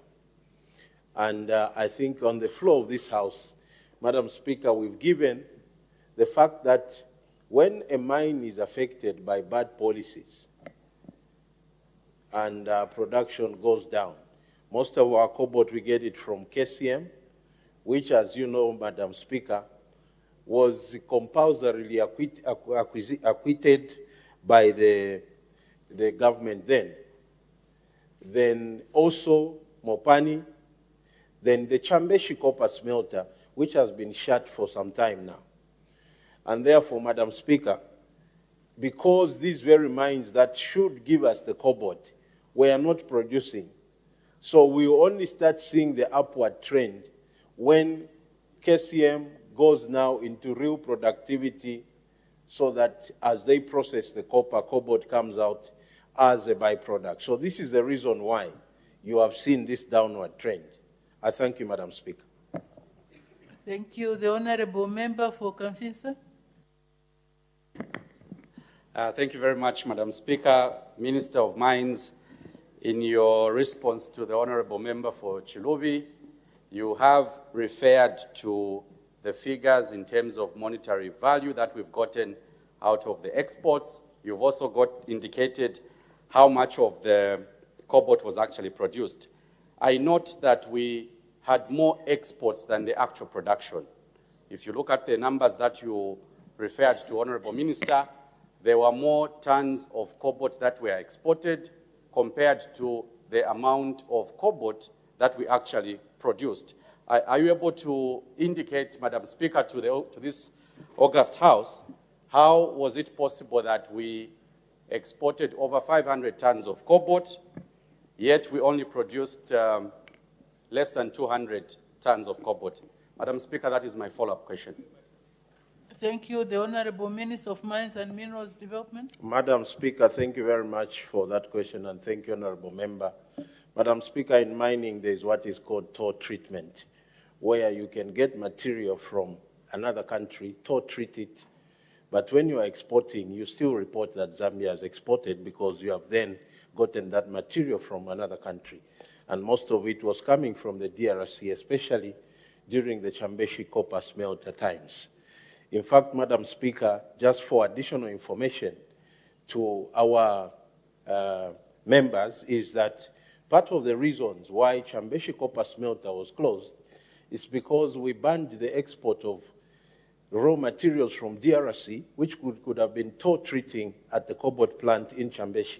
So it had no feed, because the only feed would then come from mines that are producing it as a byproduct. So that is the reason, Honorable Member, why you see this disparity in figures from what we produce locally, yet we are exporting more because of the contracts of toll treatment. I thank you, Madam Speaker.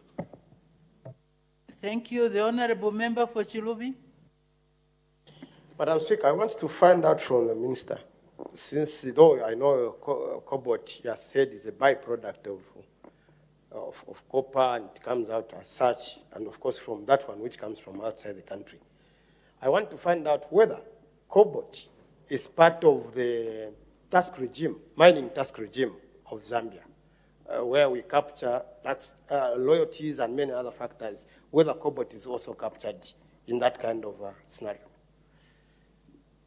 The Honorable Minister of Mines and Minerals Development. Thank you, Madam Speaker, and thank you, Honorable Member. Madam Speaker, the answer to that is actually a no-brainer, because whatever you are producing in a particular country, there's no way it can go without being taxed. Anything that is produced from the mining sector, other sectors, anything that you produce on the soil of Zambia, you must know it to be taxed. It can't go free. I thank you, Madam Speaker. Thank you. The Honorable Member for Chipili. Thank you, Madam Speaker. Honorable Minister, as we appreciate your answers, I want to find out what kind of mechanism, monitoring mechanism that you have put in place to ensure that you get the right figures from production of copper. Thank you, Madam Speaker. I don't know, copper or cobalt? Cobalt. The Honorable Minister of Mines and Minerals Development. Honorable Member, Madam Speaker, thank you. Honorable Member, very important question. That's why now we have the regulator in place. What informed us to put the Minerals Commission in place, one of the reasons was to really get the real production figures. But really, these mines that produce copper, when they produce a certain quantity of copper, they are actually ratios that officers know on the ground. But yes, we need to strengthen that mechanism because it's easy for people to underdeclare the cobalt that they are producing. So, but that's why now the regulator is in place, and thanks to this Parliament, one of the great works of this Parliament in these 5 years was to put up the Minerals Commission to approve it. So that will help us to strengthen regulation to make sure that there is no under-declaration of production figure, not only to cobalt, but a lot of other minerals, Madam Speaker. I thank you. Thank you. The Honorable Member for Chamaso. Thank you, Madam Speaker. Madam Speaker, through you, I would like to thank Her Honor, the Vice President, for the visit she made to Chama. People of Chama are very grateful. Maybe the nation would like to know, Madam Speaker, that when Her Honor, the Vice President, visited Chama, she was supposed to flag off the distribution of assorted foodstuffs to the affected families. But unfortunately, a very big interlink truck was stuck somewhere. It could not reach Chama when she arrived. As a result, she decided to simply do this aerial survey. But Her Honor, I want to tell you that that truck has since reached Chama, and as we speak, people for the first time will be receiving cooking oil and all sorts of food stuff. In addition, all councillors Even the ones that did not make it are now behind President Hakainde Hichilema and you, Your Honor. Coming to the question, Honorable Minister, cobalt is one of the components that is used in the production of batteries. And President Hakainde Hichilema, our Republican president, has always emphasized on value addition in this country as a way of creating employment for our people. Are there measures that have been put in place to ensure that some of the cobalt, instead of exporting it in raw form, is actually being processed locally to produce these batteries? I submit, Madam Speaker. Thank you. The Honorable Minister of Mines and Minerals Development. Thank you very much, Madam Speaker, and thank you, Honorable Ngandu, for that very important question. Madam Speaker, the House may wish to know one of the reasons why Zambia and DRC signed that agreement was because the two will control 70% of the cobalt production in the world, Zambia combined with DRC. Now, why are we doing that? That was strategic by President HH, that we go into that agreement, set up a battery manufacturing plant. I don't know whether, Honorable Member, you bought a battery from Chiwombo. We are now producing Zambian-made batteries in Chiwombo. I think the Minister of Commerce went and commissioned that plant. So that is part of value addition. And we do understand as an administration that the green energy transition will require that we have a lot of batteries and you know, the electric cars that are coming in place. So putting up battery manufacturing plants is actually forward thinking, because we now need to make sure that the cobalt that we are producing, we go value addition, because that is one of the key 4 pillars that President HH has given, which includes, you know, capital, affordable capital, joint ventures, embracing new technologies, and investment downstream, value addition. I thank you, Madam Speaker. Thank you very much. The Honorable Member for Lubanseshi, although I wanted to make progress, but indicated late. Honorable Member for Lubanseshi. Thank you so much, Madam Speaker, for your kindness, and I would like also to welcome all the members of Parliament, including our Honorable Vice President. Honorable Minister, the people of Lubanseshi, and I'm sure even other constituencies, may wish to know which mines that we have in Zambia which are producing cobalt, so that people are there celebrating the economic growth in terms of taxes. They're able even to know where this cobalt, which is adding value to this economy, where they are coming from. I submit, Madam Speaker. Thank you. The Honorable Minister of Mines and Minerals Development. I thank you, Madam Speaker. Madam Speaker, right now, Zambia's cobalt mostly is KCM. That's where we mostly get the cobalt. A bit of it from Opani and some northwestern mines, but I'm sure with the mapping exercise that has been put in place by the UPND administration under the leadership of President Hakainde Hichilema, I think that there will even be more. We would love to have really a cobalt mine that's a standalone cobalt mine. I think that those things can be found with the accelerated mapping that we are doing. Madam Speaker, as I sit down, I'll be failing in my duties if I didn't congratulate His Excellency, the President of the Republic of Zambia, for being conferred with a PhD on how he has managed the mining sector, how he has resuscitated it, brought it back to life. And the academicians have actually recognized him for how that the mining sector, which was part of the economy that was growing in negative 2.8%, has been able to attract in excess of $12 billion worth of investment in 3 years. This is very commendable, and the President was conferred upon because of the leadership. So congratulations to President Hakainde Hichilema for his leadership and how he has resuscitated the mining sector. Madam Speaker, I thank you. Thank you. Next question, the Honorable Member for Kanyama. Thank you, Madam Speaker. Question 279. The Honorable Minister of Agriculture. Thank you, Madam Speaker. Madam Speaker, the Honorable Member for Kanyama, Mr. Chinkuli, asks government if there are any plans to establish a farm block development authority to regulate and oversee the creation and management of farm blocks across the country.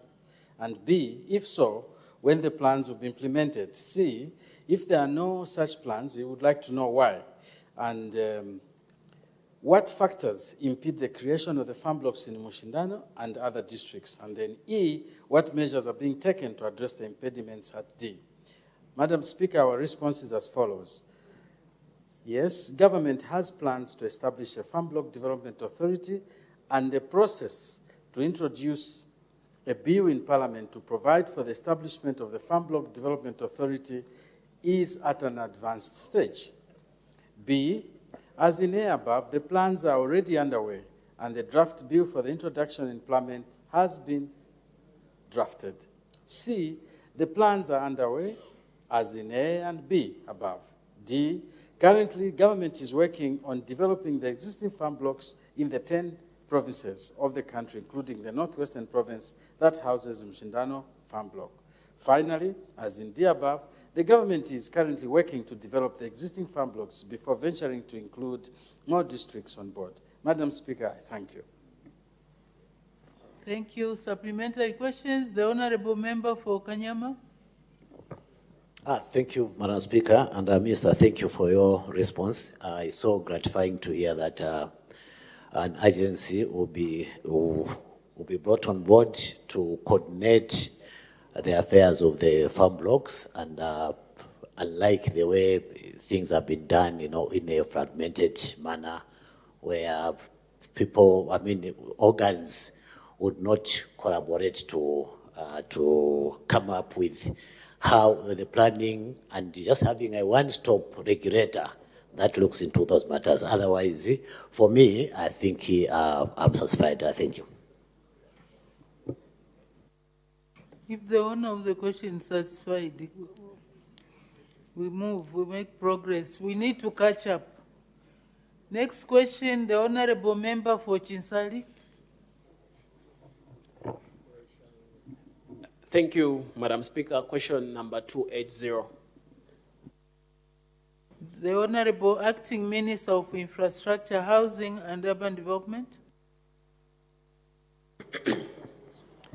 Thank you, Madam Speaker. Madam Speaker, Mr. Mukosa is asking the Minister of Infrastructure, Housing and Urban Development, A, when the construction of the 4-story Muchinga Province Administration Office block in Chinsali District will be completed. B, at what percentage of completion the project was as of September 2025. C, what the cost of the outstanding works is. D, what the cause of the delay is. And E, who the contractor is. Our response is as follows. The construction of the 4-story Muchinga Province Administration Office block in Chinsali District will be completed when funds for the project are secured. B, as of September 2025, the project stood at 85% towards completion. C, the cost of the outstanding works is at 15 million kwacha. D, the cause of the delay in completion is due to the previous contractor's poor performance and failure to meet the timeline, resulting in the termination of their contract. E, the contractor for the previously terminated contract was Marty Construction Limited. Madam Speaker, thank you. Thank you. Supplementary questions. The Honorable Member for Chinsali.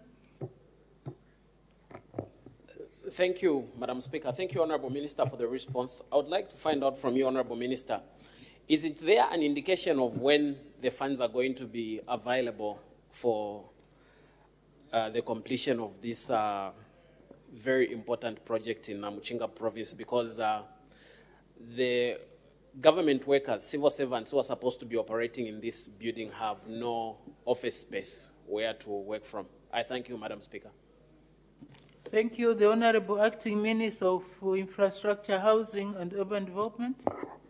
Thank you, Madam Speaker, and thank you, Honorable, for a follow-up question. Madam Speaker, it is government's desire to ensure that important works such as the Muchinga Provincial Administration Office Block is completed. But as indicated in the response, we have to wait until funds are secured. We are hopeful that with the economy doing well in the near future, funds will be secured. Thank you. Thank you. The Honorable Member for Chinsali. Thank you, Madam Speaker. So, Honorable Minister, considering that from what you have said, it has been indicated that the contractor is no longer there, and chances are that the facility is not protected. You said 85% of the works have been done, which means that a lot of things have been put on this structure, which increases chances of vandalism, which will take us backwards.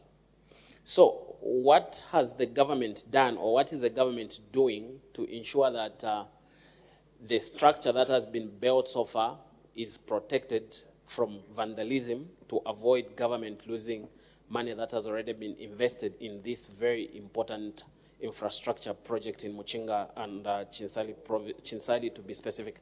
Thank you. Thank you. The Honorable Acting Minister of Infrastructure, Housing and Urban Development. Thank you, Madam Speaker. A very important point that has been raised, basically informing us that the property is at risk of vandalism, and we have taken note. And I hope that the ministry officials in the province, and of course the provincial minister who is also sitting in this house, has taken note to ensure that we do secure such properties. Thank you. Thank you. We need to catch up. The next question, the Honorable Member for Kalabo Central.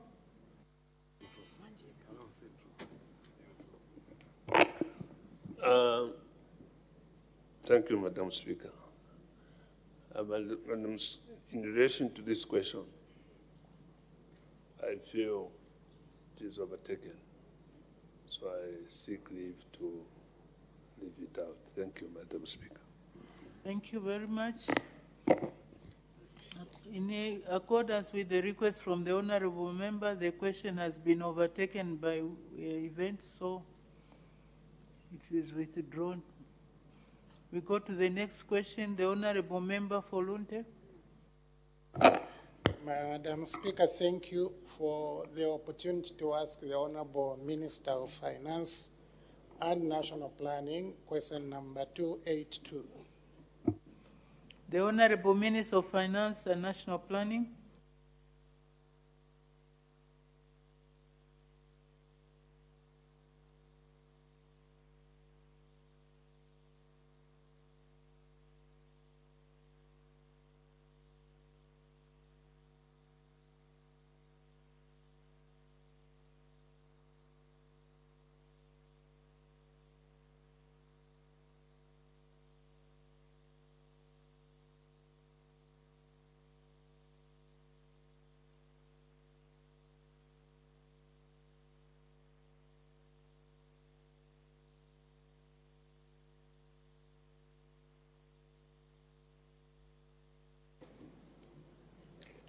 Thank you, Madam Speaker.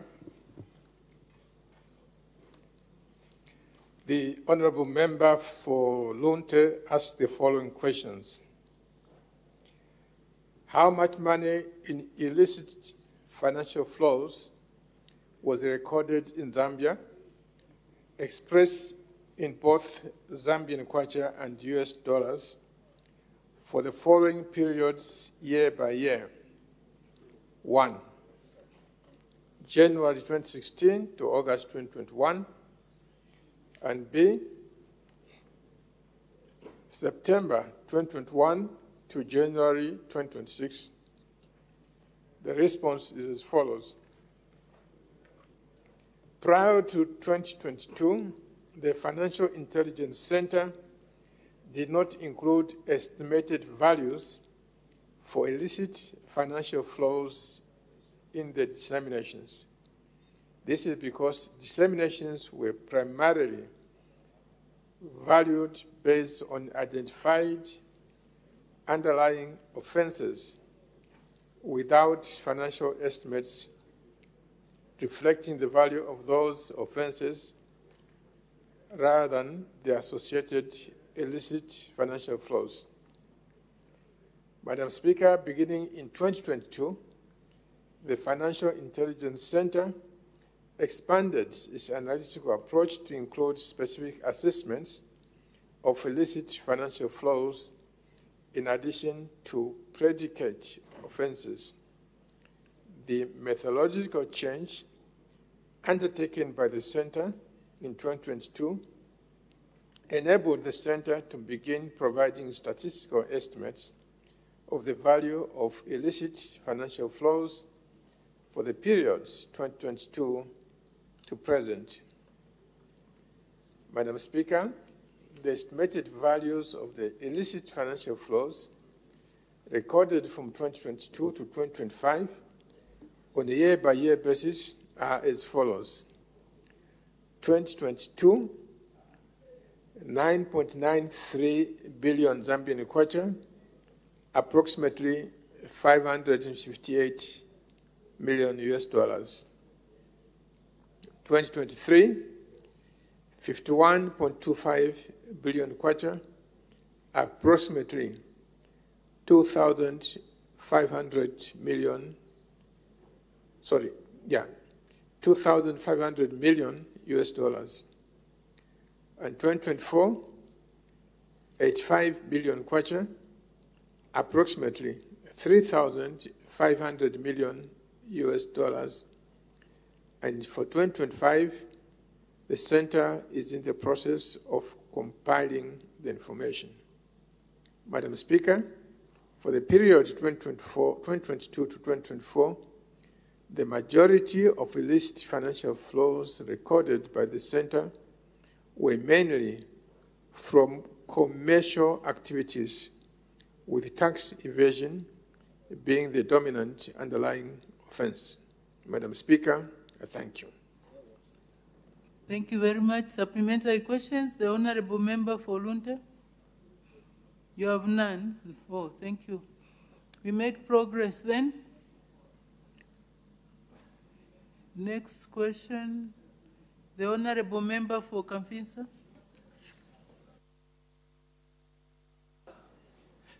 Question number 283, Madam Speaker. The Honorable Minister of Health.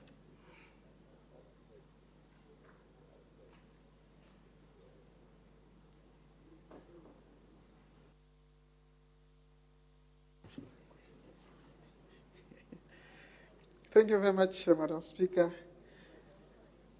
Madam Speaker, Honorable C.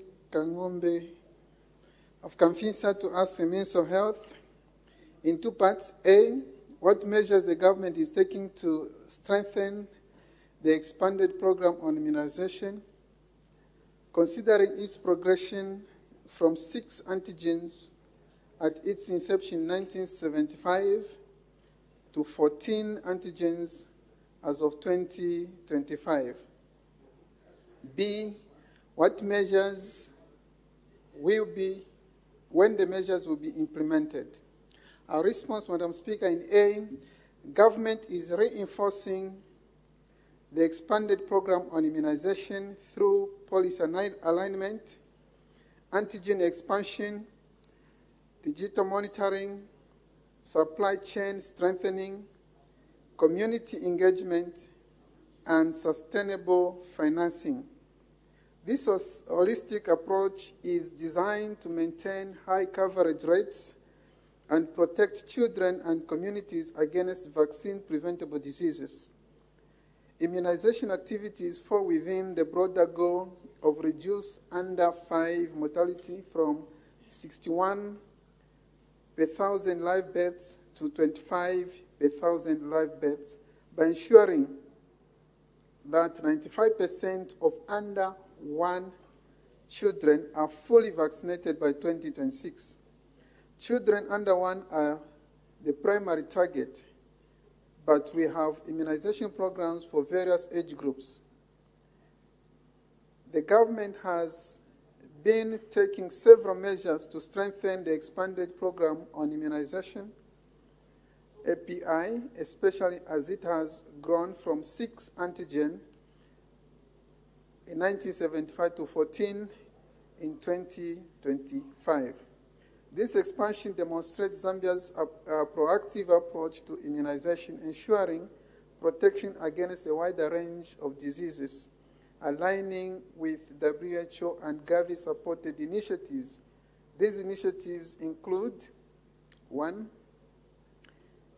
EPI is key in National Health Strategic Plan 2022 to 2026, prioritizes universal access to immunization, integration of EPI into broader health system strengthening, and alignment with global health goals.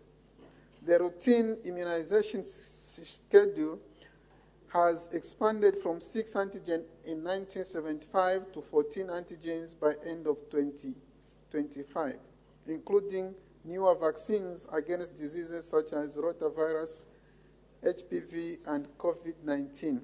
Madam Speaker, I wish to report that Zambia has achieved milestone elimination of wild-type poliovirus since 2005 and eliminating maternal and neonatal tetanus since 2007. Madam Speaker, the government and its partners are upgrading and expanding cold chain infrastructure and vaccine storage facilities nationwide to ensure vaccine potency. The government, with support from developmental partners, has increased the national capacity for vaccine cold chain storage and management from 256,000 liters in 2021 to 356,000 liters in 2025, with a total of 1,286 primary health facilities equipped with vaccine refrigerators during the same period. Number 3, with support from partners and in collaboration with Northern Technical College in Ndola, the program trained a total of 126 provincial and district cold chain technicians in advanced refrigeration, cold chain, and management and maintenance. Madam Speaker, number 4, community health strategy by expanding the role of community health workers in delivering vaccines, ensuring outreach to rural and hard-to-reach populations. Madam Speaker, I need to state here that to support community health strategy, the ministry has procured quite a number of motorbikes which are being assembled at the ministry and bicycles with view, of course, in future to enhance drone capacity and also the Zambia Flying Doctor Services in order to reach to the hard-to-reach populations.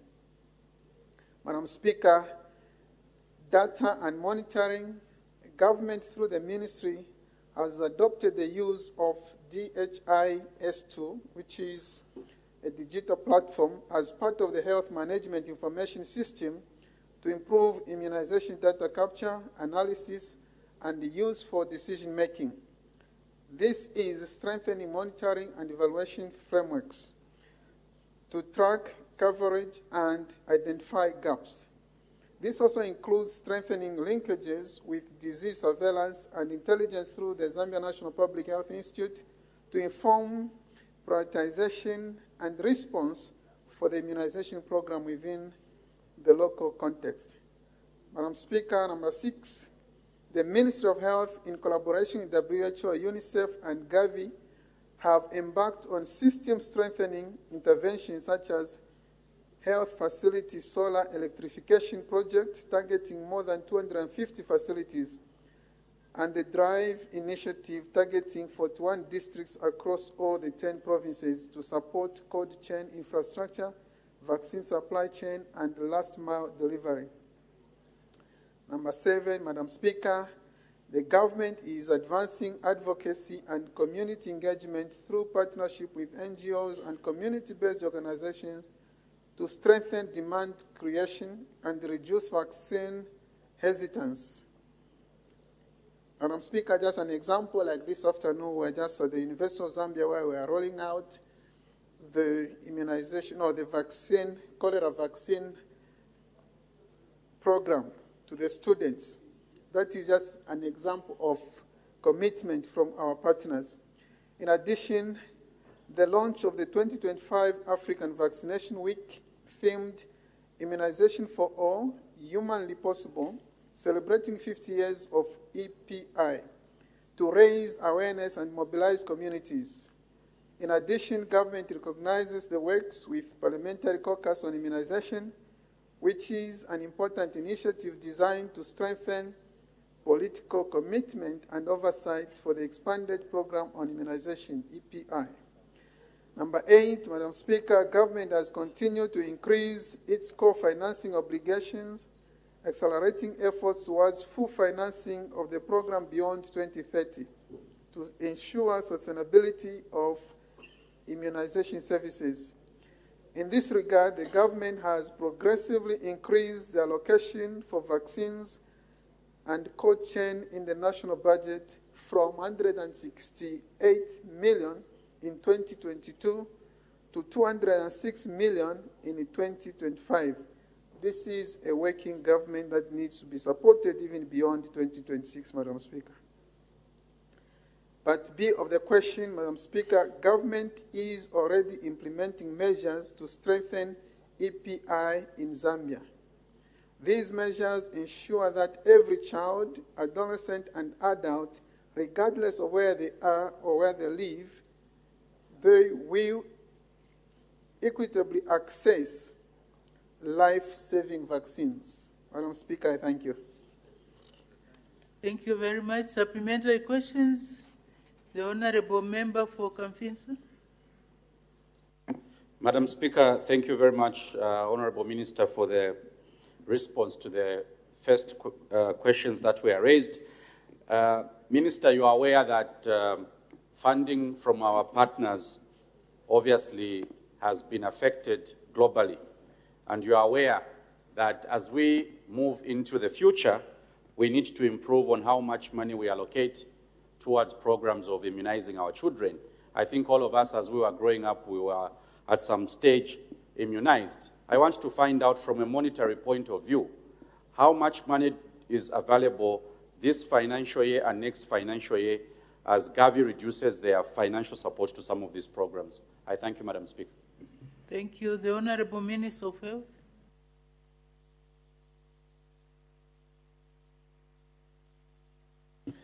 Madam Speaker, I thank you, and Honourable Member, I thank you for that question. If you noted, I just said... Order. As the time is 16:40 hours, I suspend business for 20 minutes for a health break. Good afternoon, and thank you for still being with us on Parliament Television. Business has been suspended for a 20 minutes break, and at the time business was being suspended, on the floor of the House was the Minister of Health, who was just about to respond to a supplementary question that has been asked by Mr. Christopher Kangombe, Kamfinsa, Member of Parliament, and this follows a response by the Minister of Health to a question for oral answer under Standing Order 80, question 283, that the Minister has responded to. And just now we take a look at some of the business that has been considered from the time business commenced. And when business commenced, Madam Speaker did make an announcement in which she recognized the presence in the public gallery of pupils and teachers that's from Umbrella Trust School from Undolo District and Rainbow School Limited from Lusaka District. Madam Speaker, on behalf of the National Assembly of Zambia, warmly welcome the visitors to the National Assembly.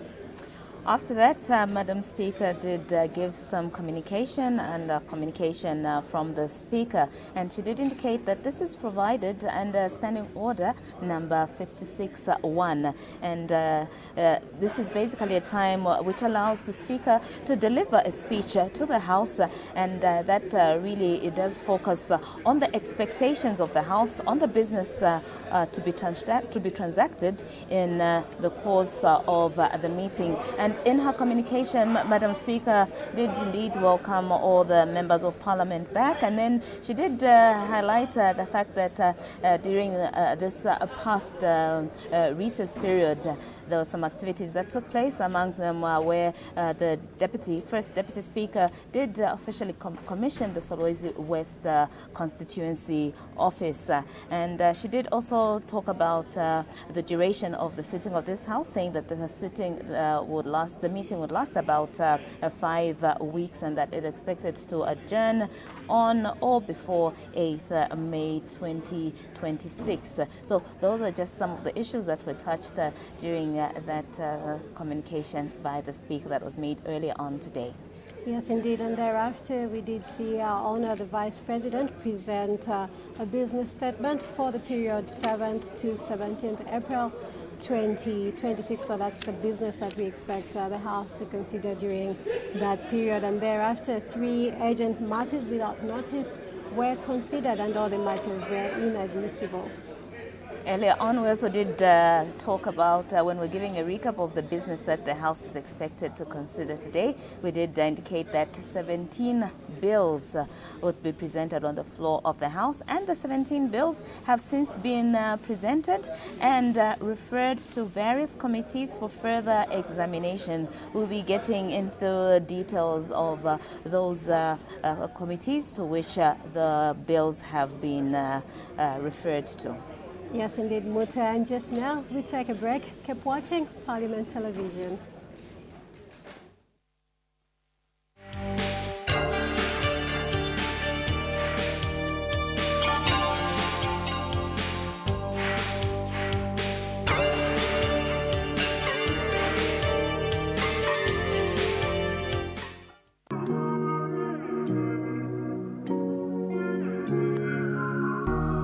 Here is an announcement. The National Assembly of Zambia invites bids from eligible bidders for the provision of media marketing services for the placement of advertisement on Parliament Radio and Television through a framework agreement. Bidding will be conducted by using the open national bidding procedures specified in the Public Procurement Act No. 8 of 2020 as amended by the Public Procurement Amendment Act No. 17 of 2023. The successful bidder will require to provide media marketing services for the placement of advertisement on Parliament Radio and Television for a period of 2 years. Submission of bids shall be through the EGP system on or before Thursday, 30th April 2026 at 10:30 hours local time. Bids submitted outside the EGP system will not be accepted. The pre-bid meeting will be held on Wednesday, 8th April 2026 at 10 hours in Committee Room 1 at Parliament Buildings. Bidders wishing to obtain clarification on the tender may do so through the EGP system or contact the Procurement Office at the National Assembly, Rooms M4 or M7, plot number 5030, Olympia, Parliament Road, PO Box 31